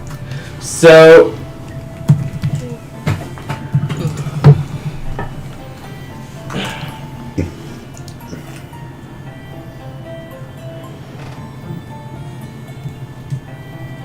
Jacob, you're Yes. a wizard. You're Yes, well- smart. Yes, Warden. I'd like to think so. I would hope so. Because even though I may have to do it, I do not want to.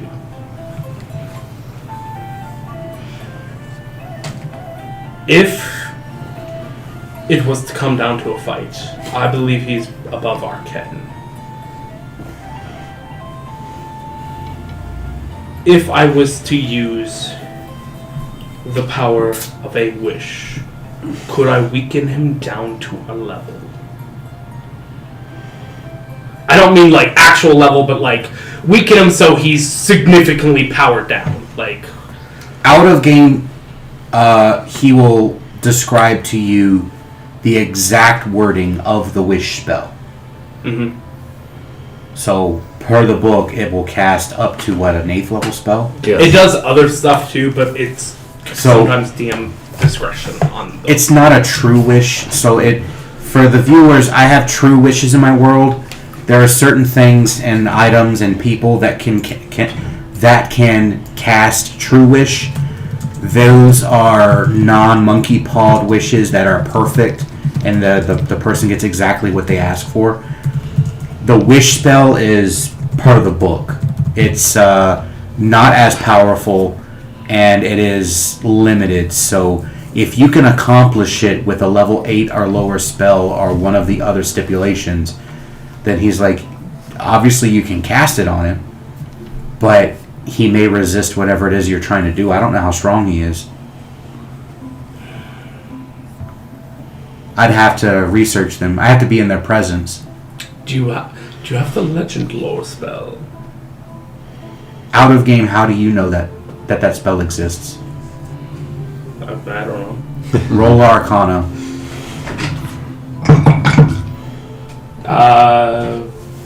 16. I'll say that's enough.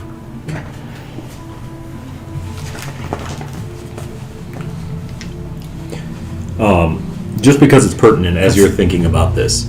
That's level 7, right? No, it's No, a level No, that's level 8. 5, I think. 5? Legend It's lore, I fifth think, is 5. So, just so you know, the wish spell does have all those caveats, but then it does say this. It says you might be able to achieve something beyond the scope of the above examples.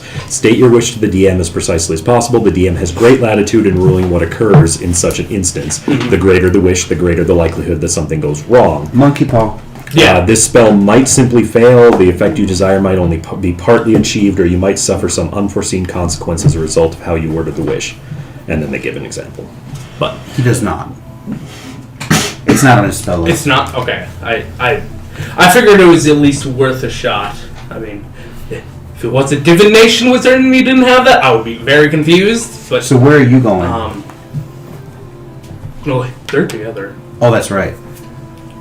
But I mean, there's no reason we need to stay together. I mean, he hasn't had a turn. He can absolutely. Is there something you'd like to do, or are you just going to stick with him? Well, I've been summoned, so. So you go to the meeting room? I guess so. Wait Just for trying to everyone get else? another member of the party there when whatever goes down goes down. All right. I don't have any. Here I was safe from you guys getting your asses kicked. So I'm gonna say it's getting close to the time when he's supposed to return. So I'm gonna say you guys are making your way back to the meeting room, so that way you guys can talk amongst yourselves and figure out exactly what you want to do. The reason why I'm doing that is because I need to use the restroom, but I'm gonna leave the camera on so that the viewers can watch and listen to what you guys discuss. So remember, the camera is on, so be careful. One last question for Jacob. What's up? It's very short. What's up? If it came down to it, can he help us if a fight broke out? Out of game, do you remember I told you that NPCs can't interfere with, if they do, they're going to start EXP. taking EXP from you?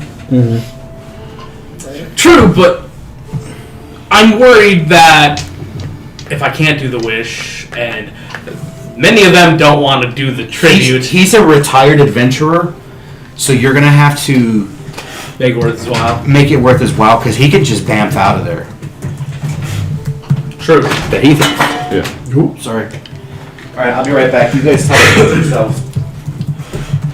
Okay. So I come back with like a decent amount of children.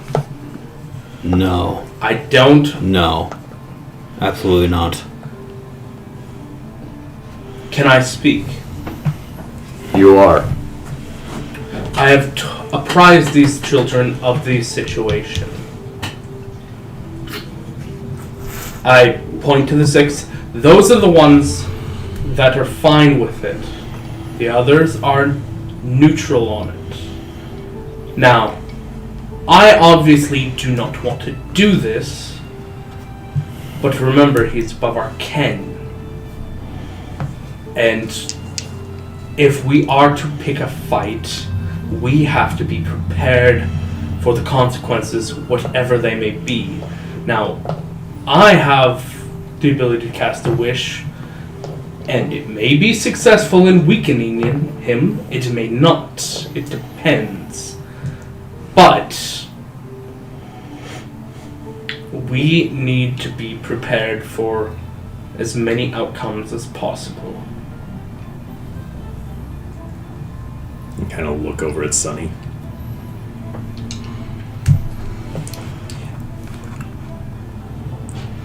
Children, do me a favor. Go play in the other room here. I'll give them a toy or something. And what's to stop this champion from coming back tomorrow and demanding 10 more? And the next day, and 10 more. And the next day, and 10 more! We also don't know what he intends to do with these children. I have an idea. Now is the time. Care to share with the class? From what I know is that he will take them on as squires. From the vision I received, it said he would love them wholly. Now, I know. I need you're to thinking- insight that. I'm gonna. I know what you're thinking. What form is that love gonna take? And I don't know that answer. That's gonna be a. Sorry for my absence, viewers. I have returned. That's gonna be a 16 insight. I'm telling the truth.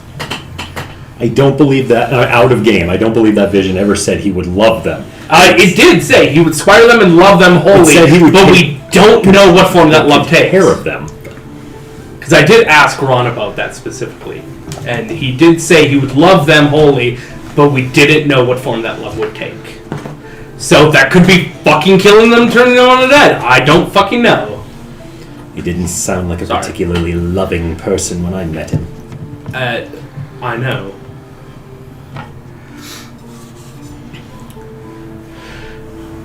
So the question I pose to you then, gentlemen, if we picked a fight, how do we win?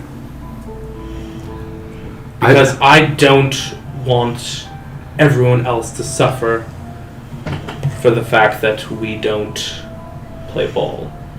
I was told that Alvayne may have found something that we can barter with. I don't know what that something is, but there is apparently something you found down there that he wants.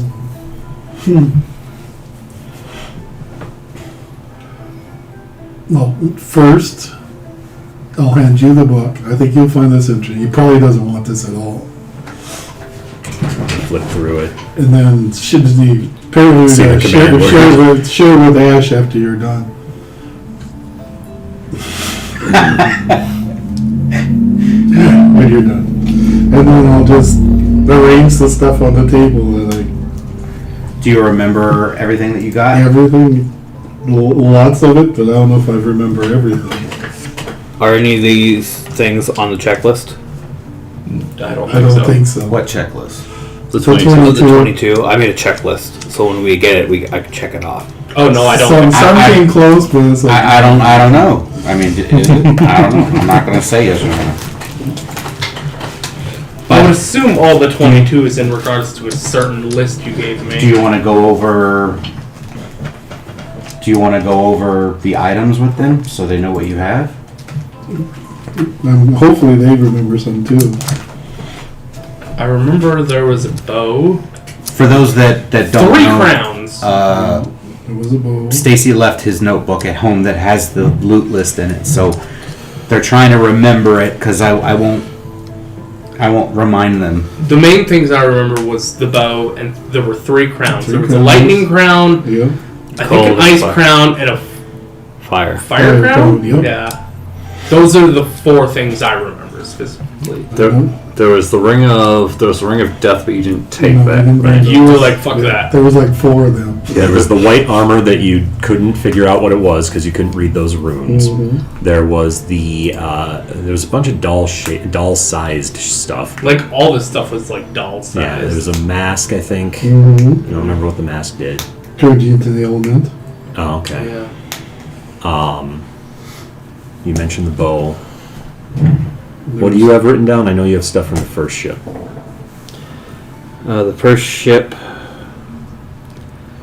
A ring, a suit of armor, a cloak, a helm made of coral, a mask, and a doll-sized bow. Element bow, yeah.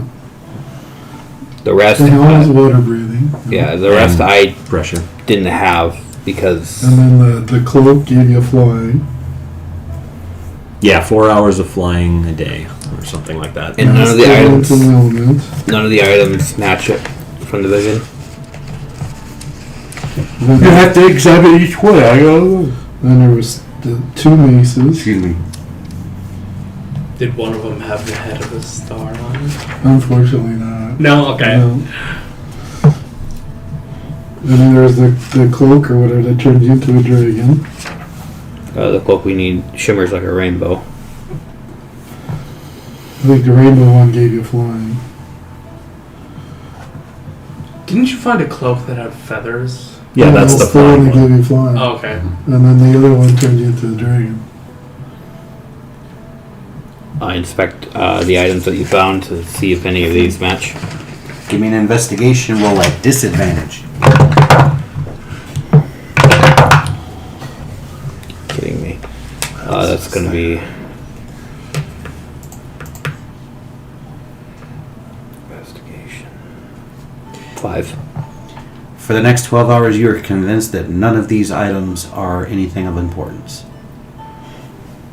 To you, anyway. I was told by Ujar that one of these items is something he'd be interested in. Why don't we just let him choose? Choose one. That might be a dangerous proposition too, though. I would rather give up one of these things that we didn't have yesterday than the lives of 10 children. I'd rather plunge a sword through its chest. As would I. The Justicar. Did she find me?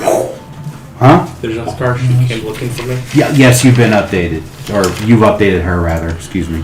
I want to see if she can ask this sort of question. What's the question? This is a DM question. Mm-hmm. Sort of answering. Yep.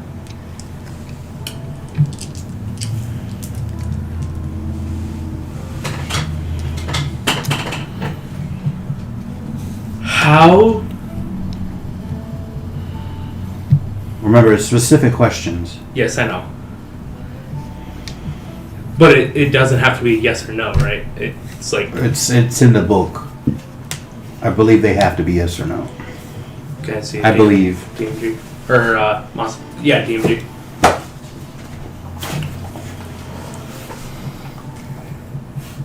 I could be wrong. I mean, I think it's just like you ask a question and gives an answer. Oh, there was the cloak of displacement. Was it? One of them was.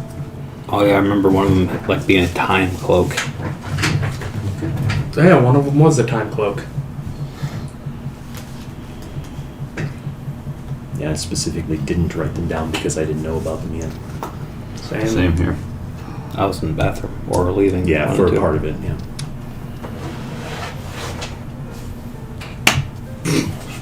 doesn't sort of answering doesn't say you get to ask DM a question. Can I see it?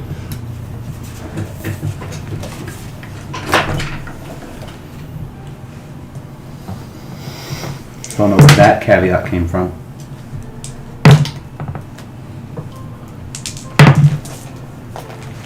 Oh, maybe that's just something you put in. I don't know.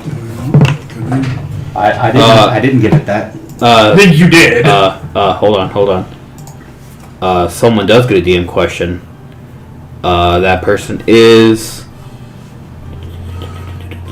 Secretary, I believe. Secretary gets one DM question per Yeah, the session. secretary gets a DM question, but I didn't give it to an item.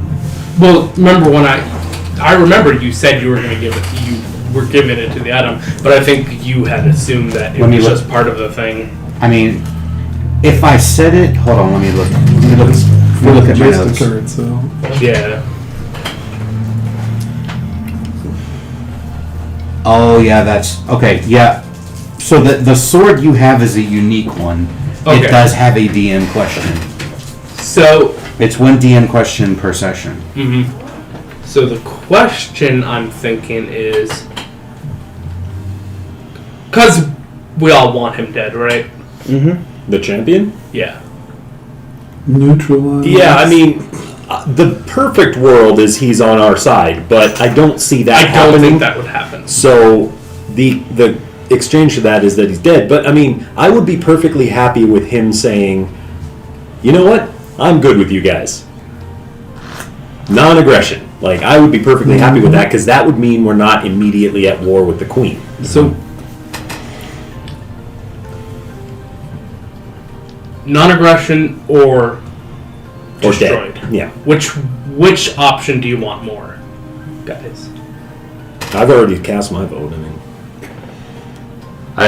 Well, I know you want him dead, and you really would like him dead, but as a character, I want him dead. As Well, a are you player, at? I That's like him that's alive. what I was. Gonna that's say. what I'm trying to figure out. Are It's you like, are you asking the player or the character? the Because it matters. Okay. If he's gonna want it dead, he wants it to be neutral. Well, I want Nocturne wants him dead Okay, so dead, because dead, he's trying to take innocent children. dead.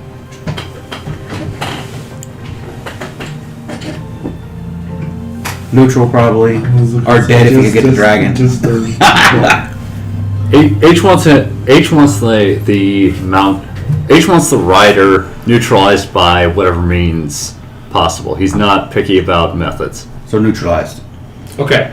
I want him dead. So, the question I would like to ask is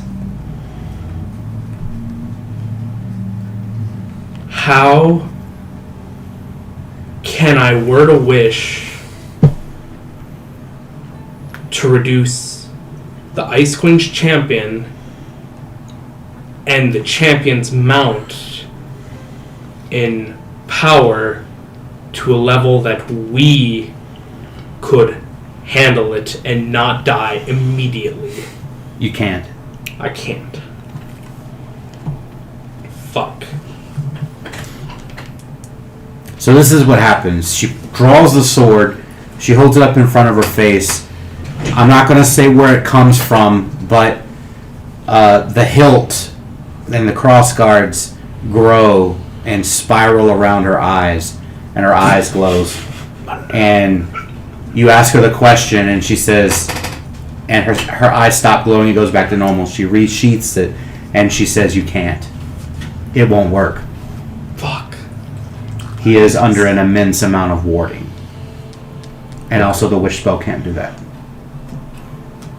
Well, it can, just monkey pod. It's not in your best interest. Yeah. Okay, in that case, I will use my one DM question that I got from the prince, and I will ask, what is the item that the champion would be willing to barter for instead of taking 10 children? He wants the worm. He wants to know about the worm. He wants the dad. Oh, fuck. That's what he'll want. Well, the number one thing out of all of that stuff is it's the worm. So Because he has access to it whenever he wants, because he has an open invite. So what does he want? He wants to know about the worm? I'm confused about your wording. Okay, since it was a DM's question, there's wardings, magical wardings in the water Okay. that prevents them from leaving and touching the water. That creature is one of 9 that's around ICEMORR that keeps them contained. Okay. If he gets access to one, he loosens the links in the chain. And the only way to get down to them from their sake is if they know someone who has an open invite that allows him to go with them. Yeah, but that's possibly helping them release them into the fucking world. He could eat my ass for all I care. That's a hell no. Yeah, that's... Yeah, that's way worse. Good DM questions, though. Yeah, but Ujar told me it was an item. That's not a fucking item. Yeah. Damn it. You did I say apologize for my language. I said there is something that No, he you has. literally said Whatever, it doesn't matter. That's what the DM said. It's cool. Just not what I was envisioning.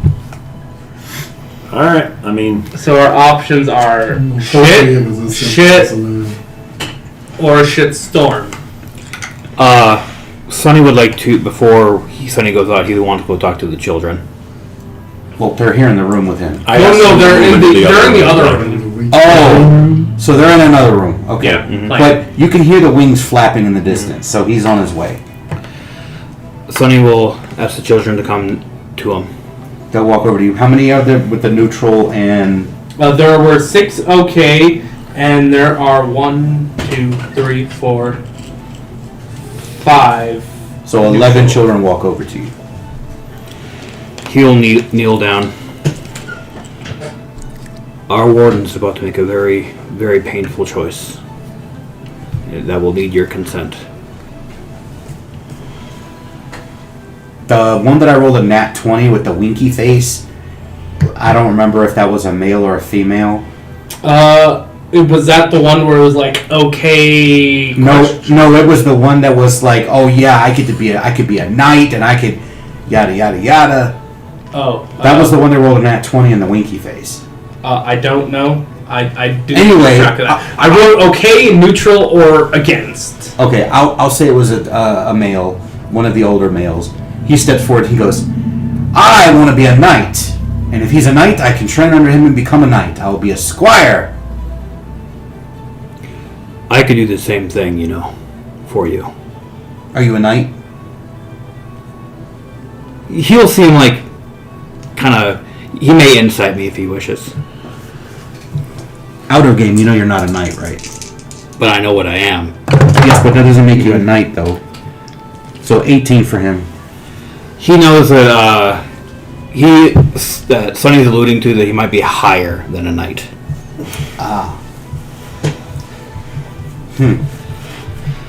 He said, well, I don't know. I mean, why are we going with him in the first place? The champion has requested tribute. Oh, I ask of something from each of you. okay. I wish to know your true names. Oh God. Oh God. It's a good. It's a good backup. I'm having a hard time remembering what they're called. But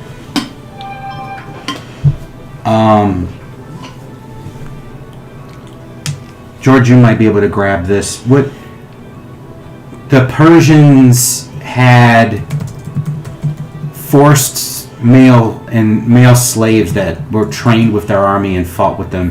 Janissaries. Those were the Ottomans, not the I'm Persians. sorry, yep, I had it wrong, but the Janissaries, I remember the Yes. name now. So, out of game, that's what he's asking for. He wants Janissaries. But anyway, I've been sitting here the whole session trying to think of the name. So, he goes, well, I mean, if that's what we're supposed to do, if it's our responsibility to help.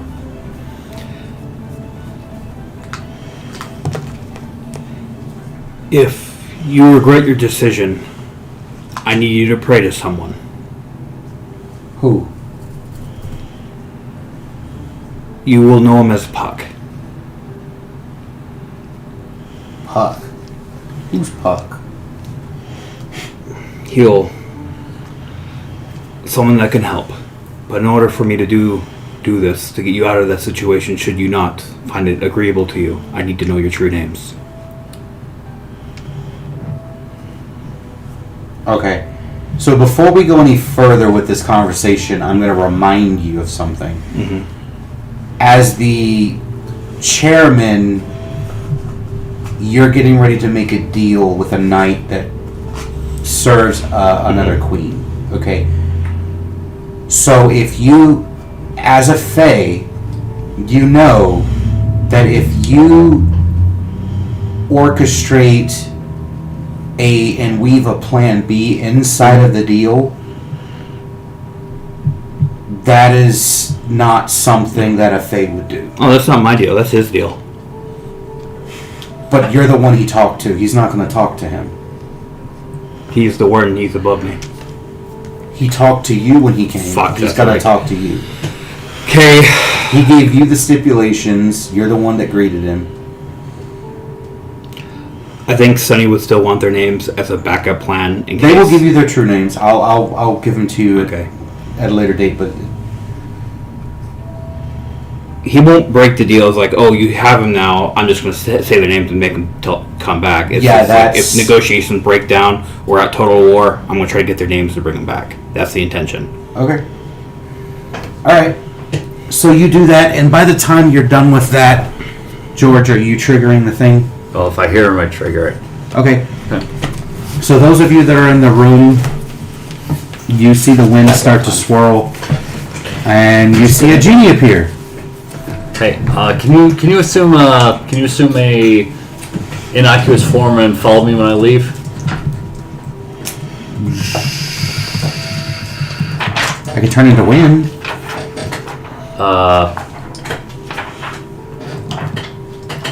I mean, what do you want me to turn into? Like a bird or something? Can you just turn human-sized? Sure. I mean, he shrinks down in human size. Cool, that'll work. Yeah, just follow me outside and just follow me outside when I leave. Sound good? Okay. He'll just stand beside you then. So you guys hear this massive dragon land, like ground hits the ground. You can hear his ice armor slide out across the armor plating of the dragon and you hear it drop to the ground. Glibness. I'm sorry, what now? Glibness. Wish. Glibness. Well, I can't roll below a 15. Or If you roll below a 15, you count the dice roll as a 15. Add your shit. If there's anything that would, any magical thing that would determine if you're lying, it automatically determines that you're telling the truth. Okay. That's what you're using the wish for? I cast glibness on him. That's Using the wish to cast glibness on him. thank you, that's what I was asking. Okay. How long does that last? An hour. Okay. So the door is currently broken, you guys didn't fix it, so he just walks in. I will take my leave and walk out. And Okay. He follows you out. okay. Okay. Do you stand up and greet him again? Sunny will. He goes, I can sense the children. You have decided to not anger me today. Very well. When he says today, I shoot Balam a very dark look. I looked at you immediately too. Before we agree to this deal, I must know. Will these children be safe? Will these children be taken care of? Will their wills be intact? As long as they obey me.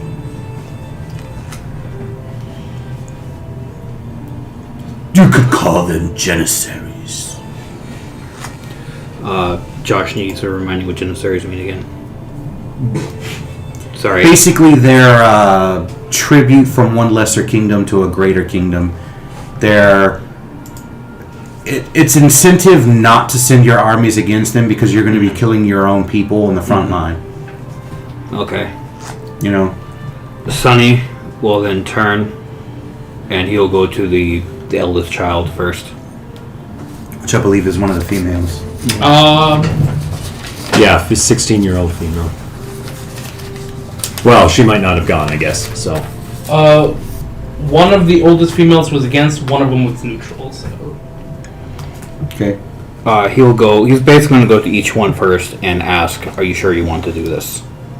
Basically making sure that they are 100% okay with going with him. The ones that said yes will say yes. The ones who are neutral will say sure. Okay. So one of the neutral ones has to stay behind. He's going to shoot a look at Balam.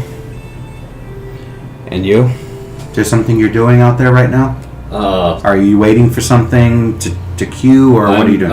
I'm waiting for you to call on me because I've got something. Well, I need to know if you're going out there to do something right now, or if something is happening that you're going to trigger to do something, or if you're going up to the dragon again. Like, I'm gonna. I mean, I have something I'm gonna do as soon as I get a clear. As soon as the knight is out of my line of sight and the dragon is in it. So right now. that's instantly almost. Okay. But okay, I also didn't want to step on what they were doing. So. okay, All right. So you want me to? yes. All right. I point at the dragon. I point at what was his name? The genie. And do a cell. And I say the following in halfling. Now the text of the Ring of Genie summoning says that it understands me no matter what language I speak. I wish that the individuals I am pointing at be freed from and immunized against all supernatural enchantments, bindings, obligations, compulsions, and all other forces that would influence their freedom, whether physical, mental, or spiritual. Your wish is my command. So you point to the champion and the dragon. genie. The dragon and the genie. Oh, okay. So the the genie. Well, let's resolve the genie first. The genie looks at you and is very confused because you have other wishes. You had one wish left you could have used. He knows. So you just gave up a wish to let him free. So the genie will smile, and you just see tears roll from his eyes, like he's something he's been wanting for thousands of years. Can you read my And mind? you just see the shackles come off of his arms and his legs and fall to the ground. And the genie just looks at you with abundant happiness. Did he gain the ability to grant wishes through being chained, or the fact that he was a noble genie and a really? You don't know that. Oh well. And he looks at you, and he just kind of smiles, and he says thank you, and he just is gone. Can you read my mind, or? No, he's gone. Okay. You just freed him. I Okay. told you what was going to happen the moment you freed him. Mm-hmm. He's out. He's gone. And the dragon just looks at you and kind of goes.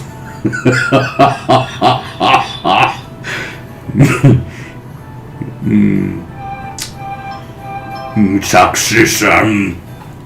Nice try.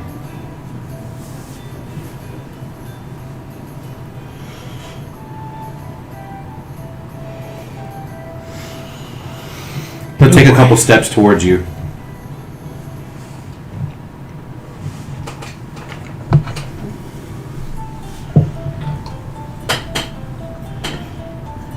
He will say in Draconic, that was not advisable.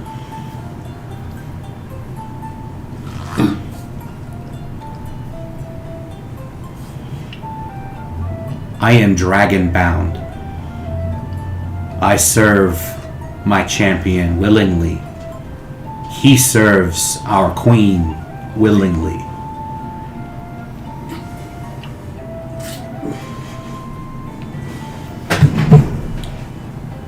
Because of your heritage, I will not tell my champion of your transgression. But that was very nice of you, releasing the genie and all. But I wouldn't have, but you know, wishes and all. So back to the inside, he looks at you. Do we have a deal? With one final look to the children.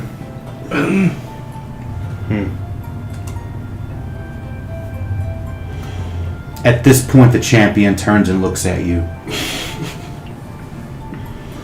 This is one-time deal, correct? One-time tribute. Persuasion.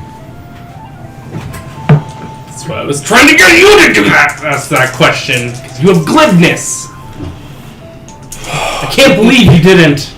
Well, you kind of cut in front of me before I can do that, Hunter. You weren't going to. I was about to. Guys, Guys, Whoa. relax. Easy. Stacy. I'm going to use my chapter. No, I don't have it. DM will give you a freebie. Don't waste it. I rolled a nat 1. Oh. Well, I already used my That was- session one, so What did you roll? before that, before using it, Yeah. I rolled a 6 on the die plus 3, so You would have 9. needed it. What do you have now? The second time you rolled. I rolled lower. Oh, Here.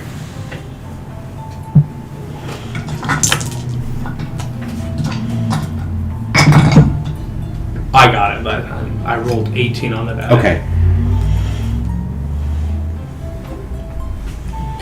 In the future, ask that question right You away. legitimately cut me off 1 second before Okay. I was about to ask, Hunter. Okay. Relax. He will go like this, and you'll hear as he opens his hand. You hear like bone and ice grinding against each other, and he'll go like this.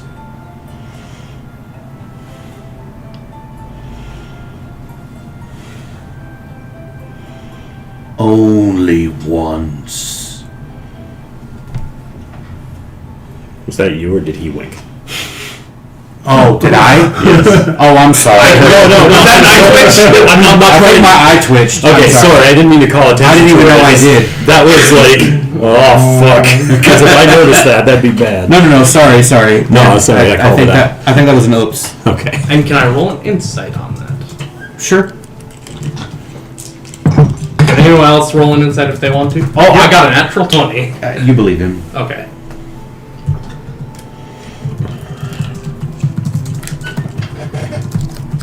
I relax slightly after the handshake and the deal. By the way, when you made contact with him, It was very uncomfortable. actually no. He's warm to the touch. Can I ask you a question? Hmm. Can we see his face? Or partially his face? Did you see the picture? Well, I know he looks like This he has right a- here is like he has no lips. So he does look undead. Yes. Okay, but he feels warm. That's odd. Curious. He will turn. He will go like this. And you'll see 10 streams of energy come out of his hand and go over to the children and wrap around their necks and form like collars, kind of. And he will lead them out the door. Nocturne closes his eyes and turns away and grinds his teeth. He is livid.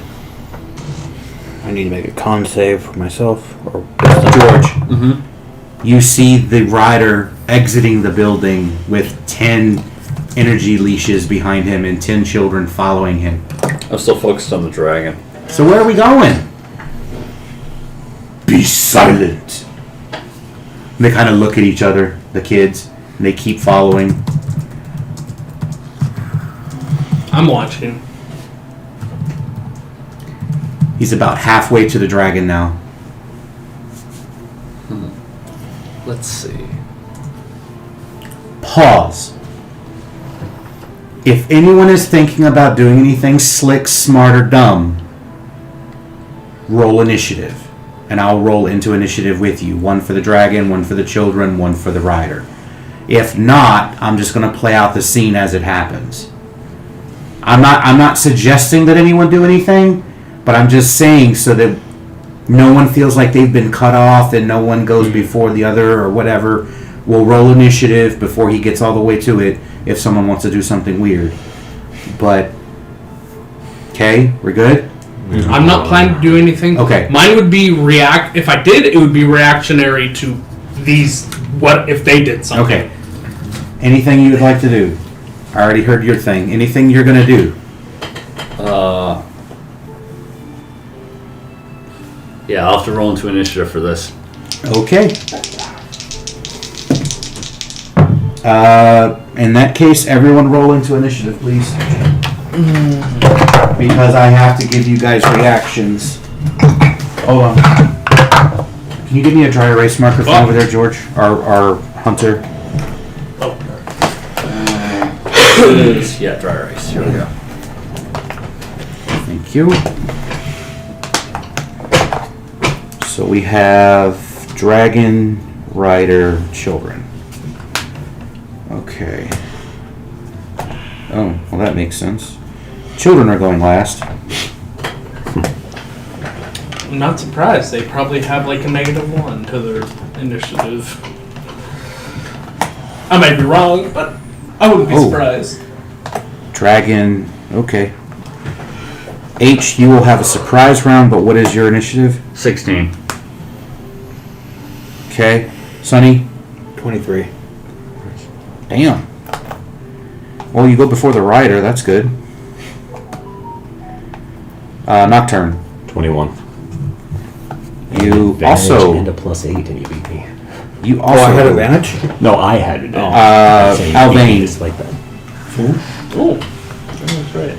Because I have Alvayne's advantage going too. second to last. Balam? 24. Damn. Okay. How's everyone beating you?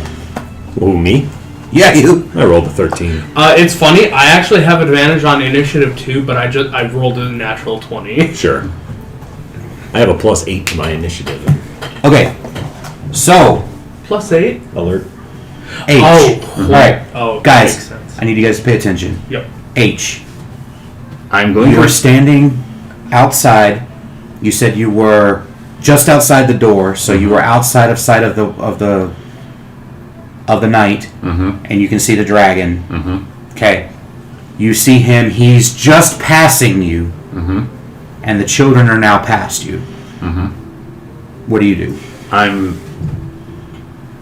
Let's see. I'm going to open my mind and try and memorize the and focus as hard as I can on the structure of their bindings. I'm not interacting with them. I'm just observing them. I'm trying to memorize basically their metaphysical. You want to be able to copy it later. Copy it or figure out how to unravel it when at some point in the future. Okay. But I need to look at it. First of all, give me a perception check to see if your eyes can even see the arcane runes written on it. Okay. Perception? I'm going to say the DC is going to be 15 because they're fairly close. I'm using my Lucky Clover to reroll. Okay, Lucky Clover. So 20. Okay, so you see the threads are covered in arcane runes. Now you can roll me an Arcana. I do that with advantage. Oh, crap. Cash in. Okay. Ooh, I'm getting all the shinies. 18. With an 18, you will know that these are a form. He's woven these threads. They're very much like a mixture of the Geas spell and planar binding. Okay. That makes sense.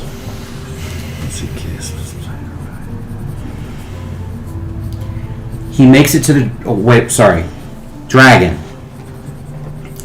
The dragon will turn, make a couple steps towards him, and go down to the ground so that the children and the rider can get up on it. Blanc.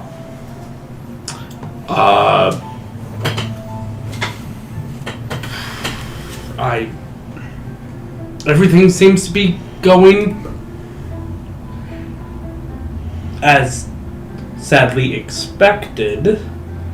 I am just still watching the champion, the children, and the dragon leave. Okay. So you're gonna hold your initiative in case something happens. Okay. Yeah. I'm not gonna force you to identify a trigger. Because it would There's be so way many- too difficult to. There's so many things that Figure could out happen. Yeah. Sonny. He's standing at the door and watching them, heartbroken. Anger just filling his chest, but he made the wisdom save not to attack. So Okay. he is standing there watching. So you are holding your action as well. Yes. Nocturne. You said you faced away. Are you still facing away? Yeah. Ujar said he's forbidden to interfere, so that plan won't work. Out of game, that was part of the deal between Deva and Deverex. The gods can't interfere. He's not a god. Huh? I said Ujar's not a god, but I get what you're saying. Yeah. He's worshipped, I guess, is what I was getting at. No, that's fine. Deified.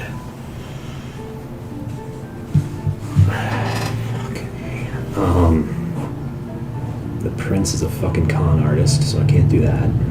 Well, you're not totally sure about that yet. He's convinced that. Okay. He told us he was going to send us money And that he aid. knew he couldn't send. From the information that Nocturne has at this point, Okay. that's the conclusion he's drawn. Okay. It's a character thing. Yep. He has nobody to turn to. He's going to have to let it happen. All right. The rider, it's his turn. So now he makes it to the dragon. He will command the children to mount, and he will mount the dragon.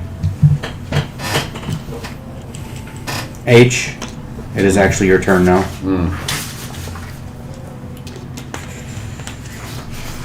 All right. I am going to. Let's see.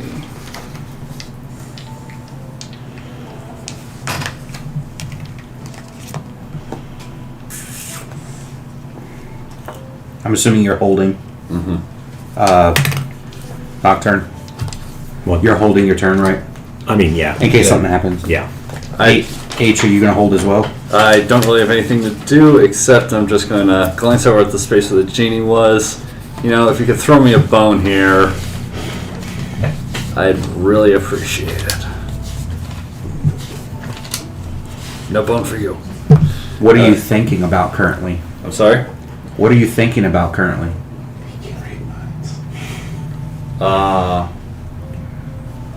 You should throw me a bone. Like, what are you thinking about? I don't have anything distinct. The only, because I'm holding my focus, and it came from a gem dragon's lair. So the way H's mind would work, I'd be thinking about that gem dragon, trying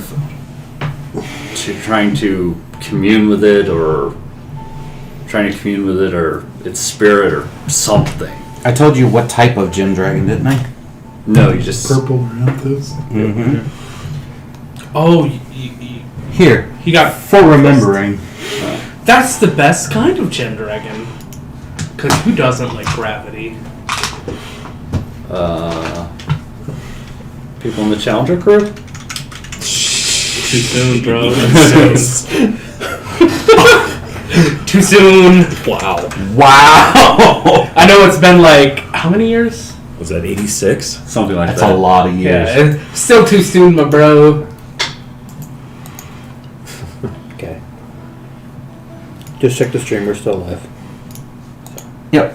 I have it. We're up already. recording. Still have some. Huh? Oh, I was just joking.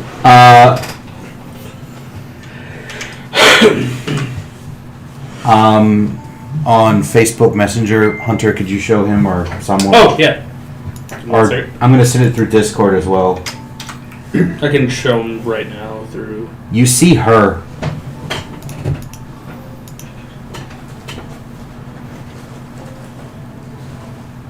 I wish I could do the crocodile hunter. I wish I could do the crocodile hunter voice. It's a beaut. She's a big crocky. Yeah. By the way, she is colossal. And her den, her lair, is covered in amethyst. She is currently resting on what looks like an ocean of platinum. Gems, diamonds, all kinds of stuff. She's Scrooge McDuck in it. Oh, yeah. And she's just sitting there like that with her head resting on her hands. And then when you focus on her, her eyes open, and then you see the second eyelid open. And the moment her eyes make contact with you, you feel a connection.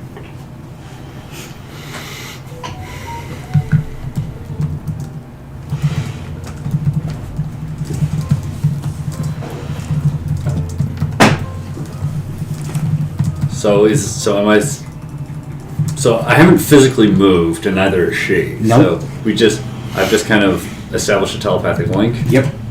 So I assume I'm going to be zoned out and drop out of. Well, you have a free action of talking, so Okay.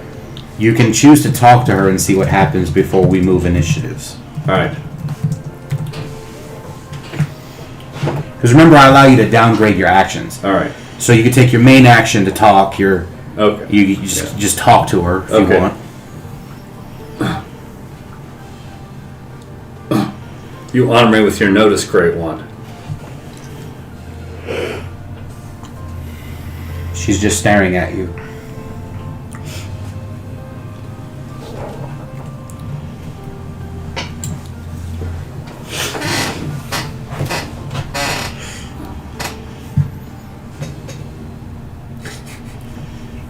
I am H. Would you honor me with your name? You hear the most elegant and beautiful female voice you've ever heard in your life say, "When you are worthy."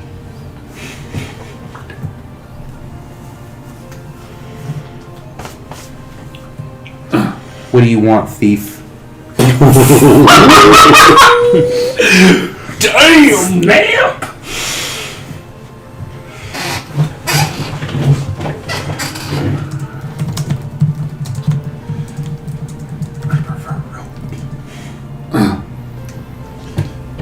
I would never knowingly deprive you of anything. If you want that which is yours, take it. Okay, I didn't expect this to happen. So, here's what happens. The players happened. So, you're inside the building currently, Oh, or fuck. outside. Inside. You're outside or inside? Kind of in the doorway. Like at the doorway with Yeah, him? like, yeah. I know you're in the doorway, so you're in the doorway, you're outside, and you are Still inside facing away. I think both of us can be in the doorway because it's double door, right? The contact is broke. Like, instantly. Oh, God. And Don't destroy my house. you see purple lightning strike across the sky, and you guys hear thunder. I'm really confused because I'm thinking, this is not supposed to be a storm today. The rider stops and looks up, and out of the clouds you see this colossal plus size amethyst dragon flying down from the clouds. Oh dear. And it comes in contact with the borealis lights, and it stops her like a barrier. She lands on it. She goes like this, and you see her claws come out, and her claws dig into the barrier, and she grabs it, and she starts to rip it open. You guys see quintessence and mana raking across this entire continent like it is covered by a dome. Oh, that's not good. And you see little pieces of what would be the shell of the dome covering the continent start to fall and like disappear into like Oh, that's not good. quintessence. And you hear her roar, and it echoes throughout the entirety of the continent. And really not you see purple lightning and energy coming from her claws as she rips open a hole big enough to come through. And you guys look at the rider, and he's like, That's not good. he does not look happy, and he lets Does he look worried? he lets go of the children's leashes, and they disappear, and he mounts his dragon and flies away. He's about maybe 30 feet away as she lands, and her tail whips out and knocks him off of his mount, and the dragon spins and rolls on the ground. And she takes a step towards you, and she says, "Give me my egg." Oh, fuck, that's what that is.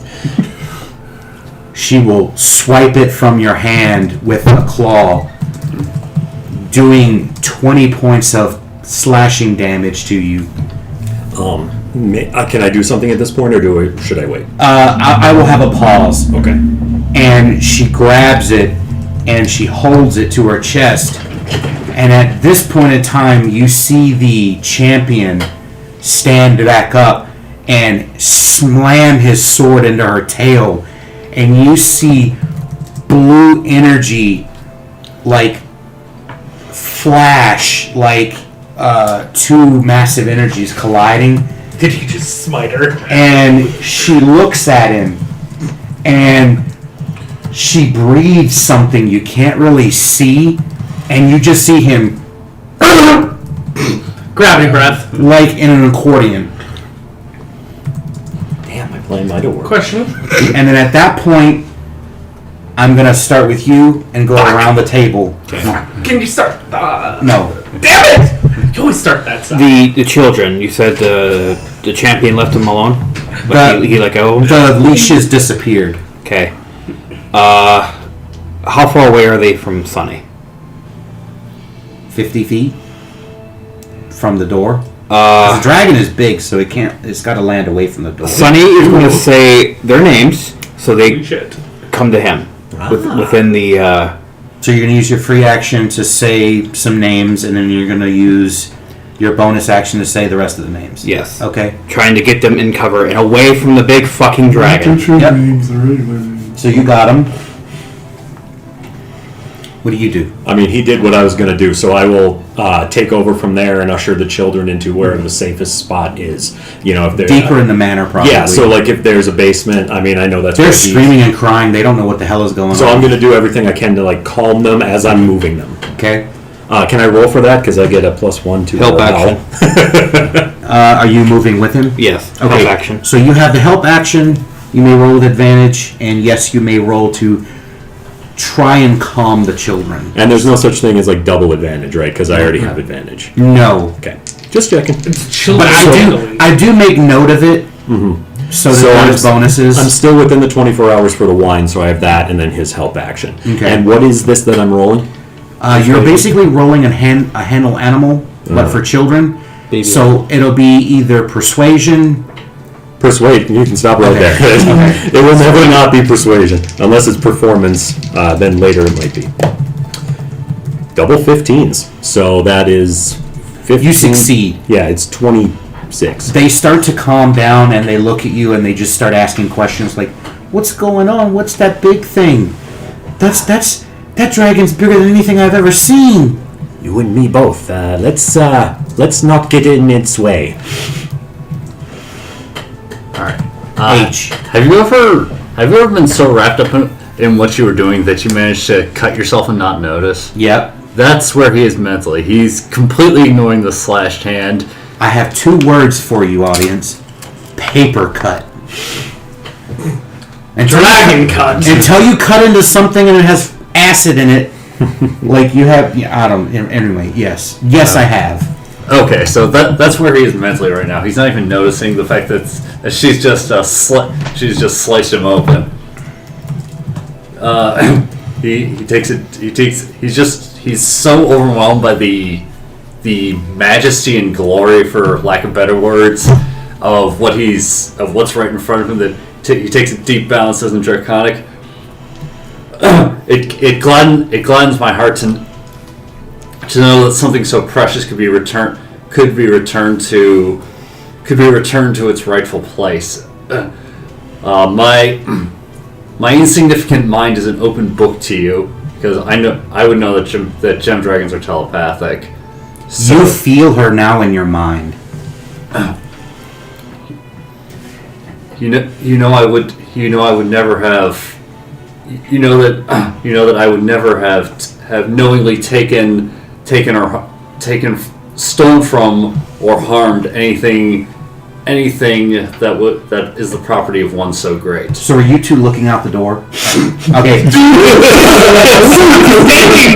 So at this point in time, you see H start to float off the ground and Oh shit. starts to and you go blank, but you're aware of what's happening. She literally starts to recall your entire life from beginning to end in a matter of seconds.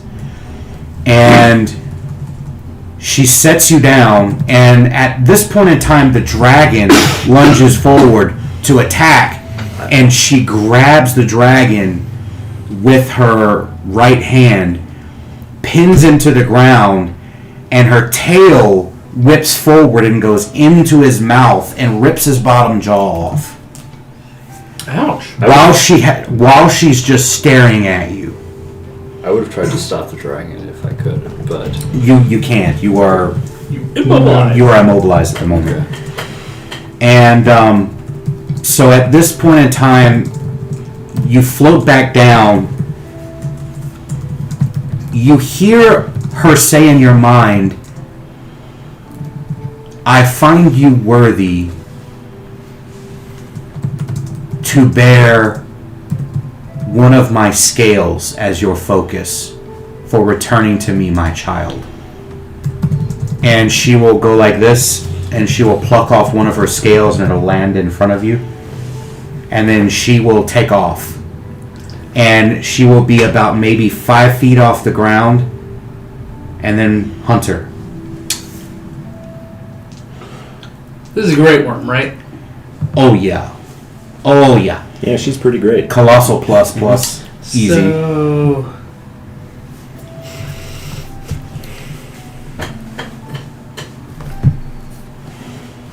in Draconic.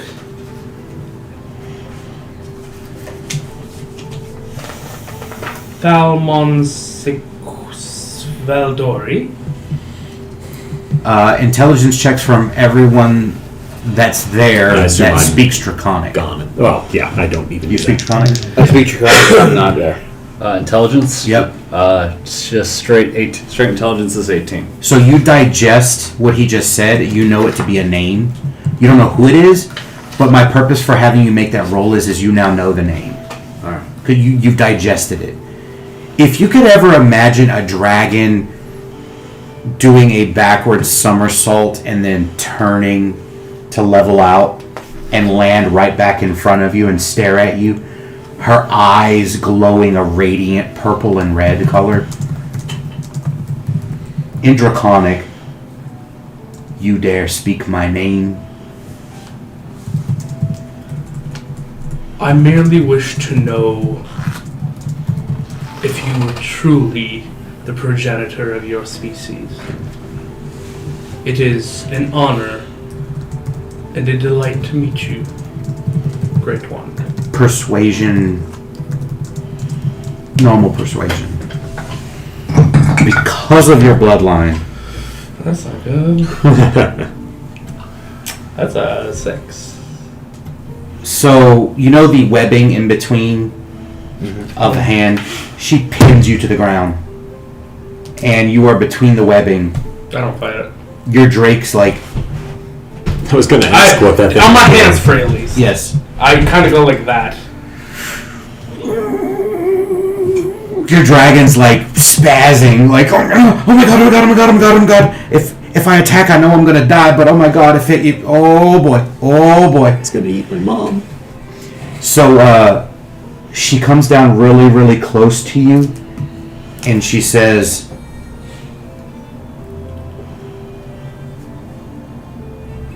servant of the Emperor, is he aware of the vile creatures that dwell on this planet? The nasty, vile, and powerful being that dwells on the mountain?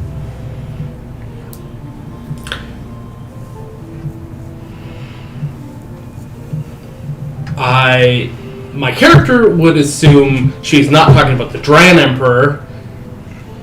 My character would assume she's talking about the Emperor of Zor, and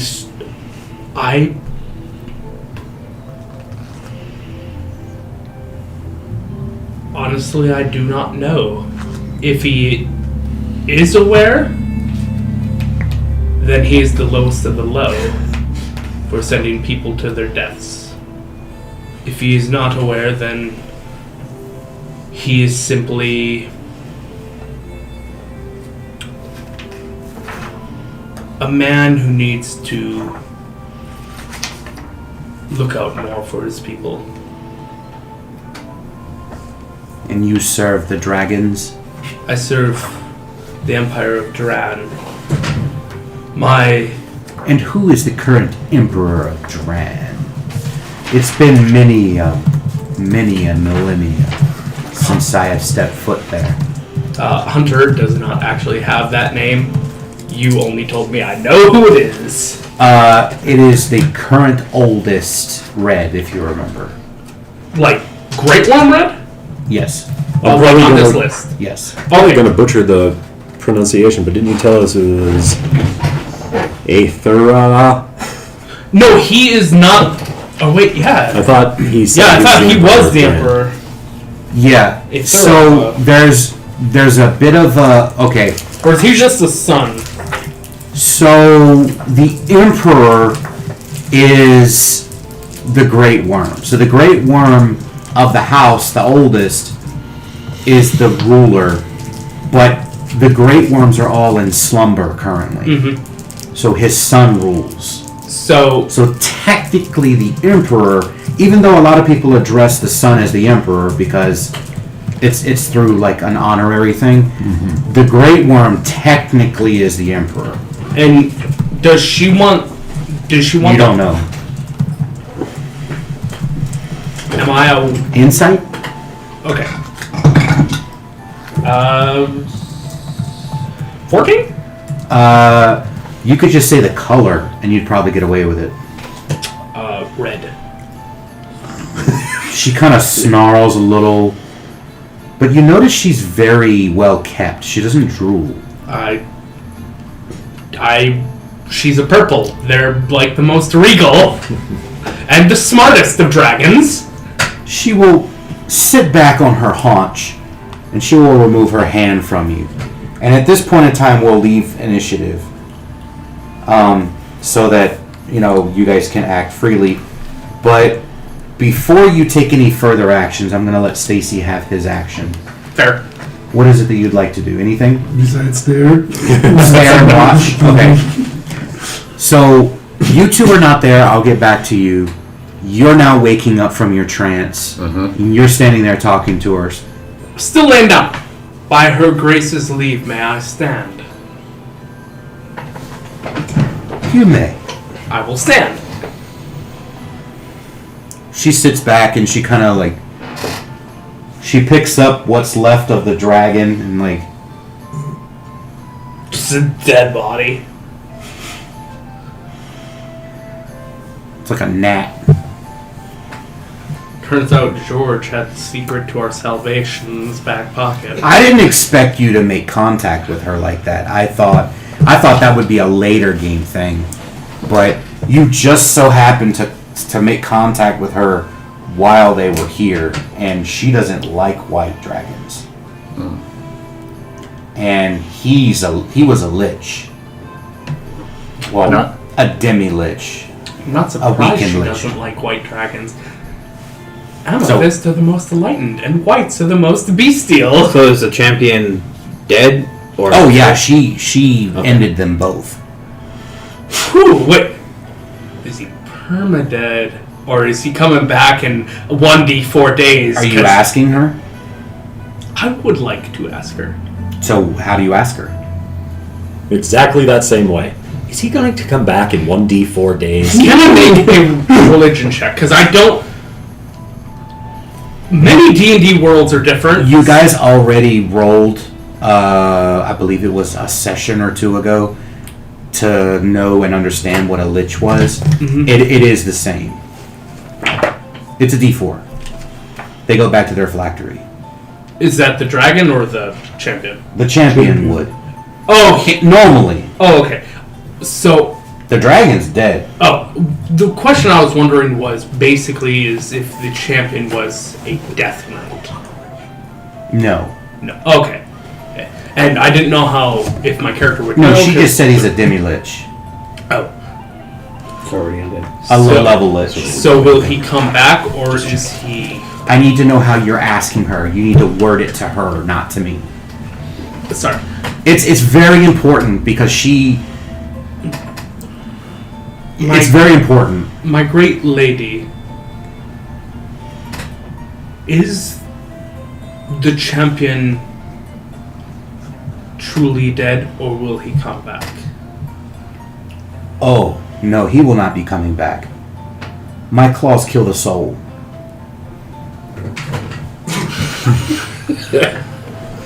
Or can we get more of these claws?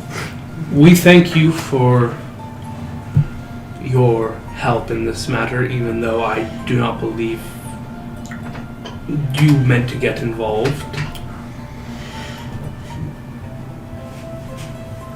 Any day where I am able to shorten the lifespan of a white and to learn of a new place. This is an interesting sphere. I'm not from here. This is a very interesting place. The magic here is raw. As a form of payment, at your leave, would you wish to live near us? She Saved us! she says, Also, my guy worships dragons, so. she says, I am honored by your offer, but I must return to my clutch. I have responsibilities elsewhere. You can say or do anything you want, George. You're there too, you know. We will be going to break in 10 minutes. I don't really have anything to add here. Okay, so you're just staring at her? Mm-hmm. Do you pick up the focus? Yes. Okay. The moment you touch it, you realize instantly that it has the effects of the Frostfire focus, in addition to being an arcane focus for you.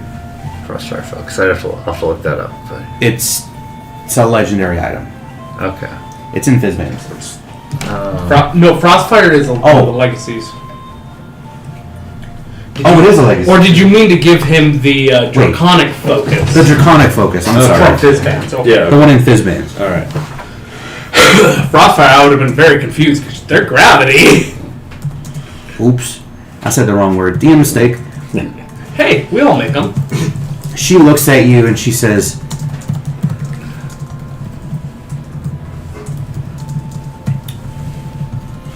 truly this is a wondrous place. Be careful how you abuse and tame the mana, the quintessence in your world. It is raw and it remembers.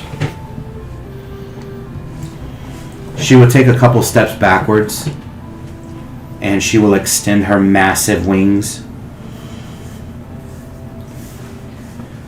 and she will flap and up she goes and she will climb and she will break through again The Borealis. and she leaves. Yep. Huh, interesting. I see. Mm-hmm. I see. That's clever. That's interesting. Hunter sees something. I see it. So, at this point in time, you guys are made aware that it's safe. She's left. Stacy's like, can I have one? I want one. By the way, it does say that the ancient gem dragons are so old that they shed everywhere they go. There is 58 pieces of amethyst on the ground. Amethyst scale. Amethyst scales, yes. They're all kind of Varying degrees. varying degrees in size and condition.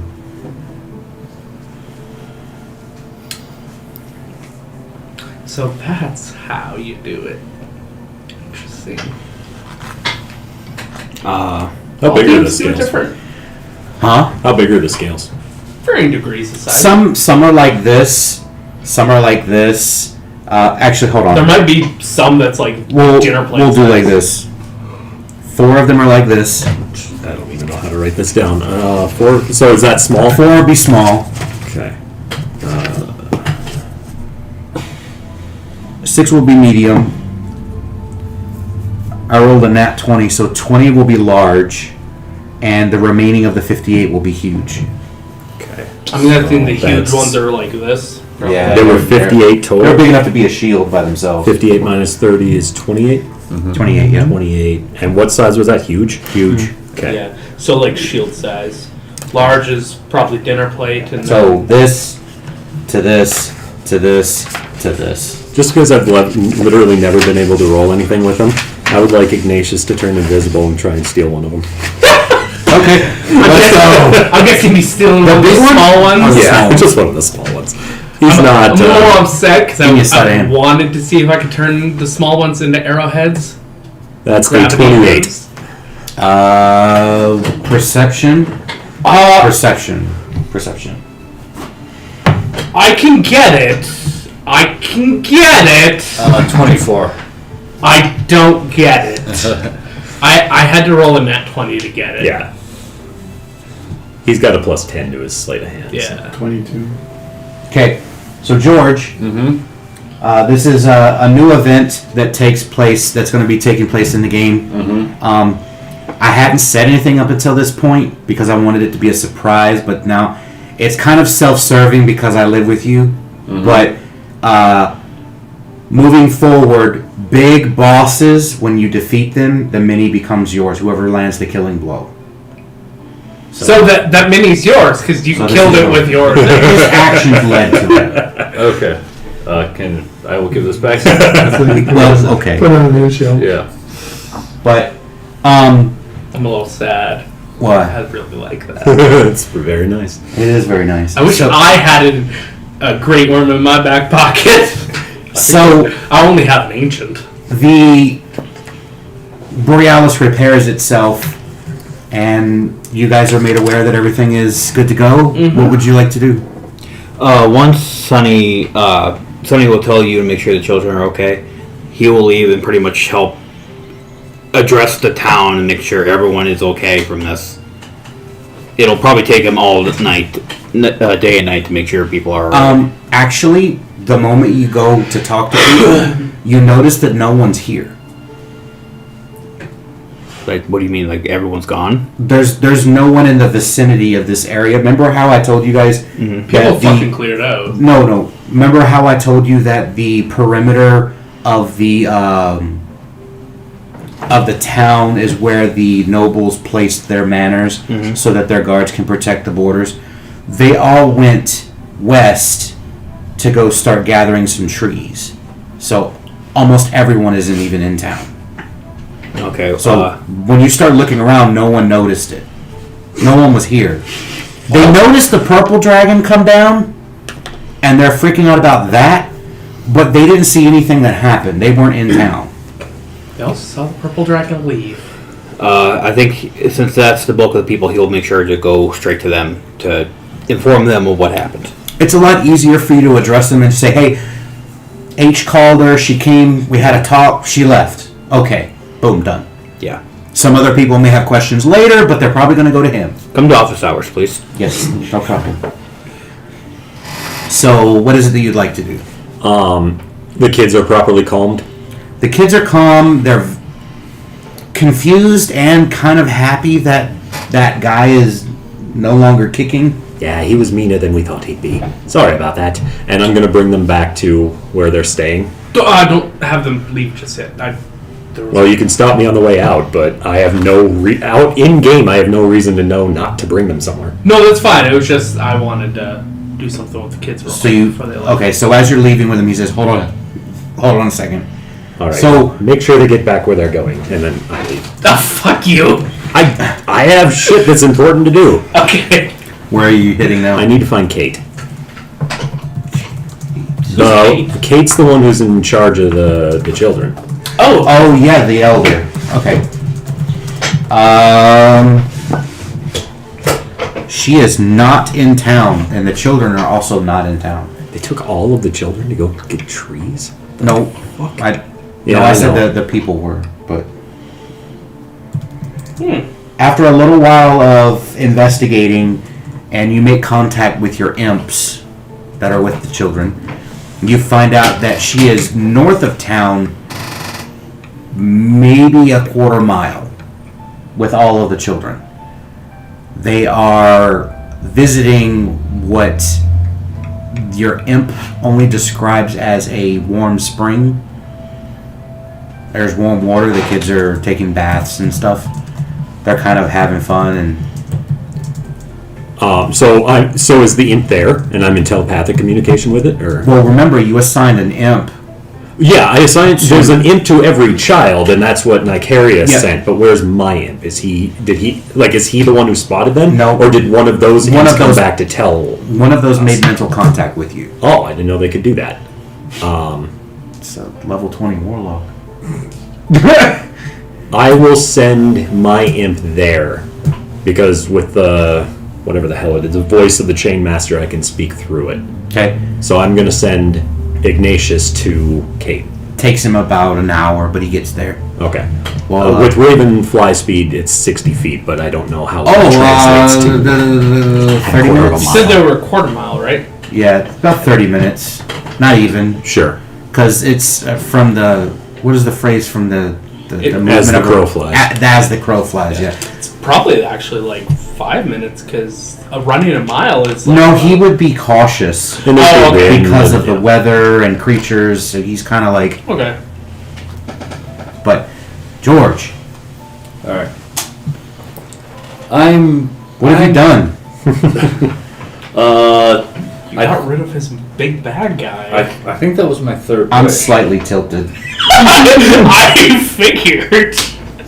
You had set up all this badass. I'm going to. Out of game, yes, that's what happened. Okay. I'm going to go look for a doctor because since she sliced me open, and now I'm slightly concerned given that my claws killed a soul. So You find the barber surgeon. They clean the wound, patch you up, stitch you up. They're like, wow, that's probably one of the cleanest cuts I've ever seen. Something filleted you. well, let's hope it just filleted the outer parts, not the inner parts. All right. So, ladies and gentlemen, we are going to switch over to our break time. Since we are going to be taking an hour, I am just going to cut the stream off, and I am going to cut it back on when we are back. So there will be another episode 5. That'll be after lunch break.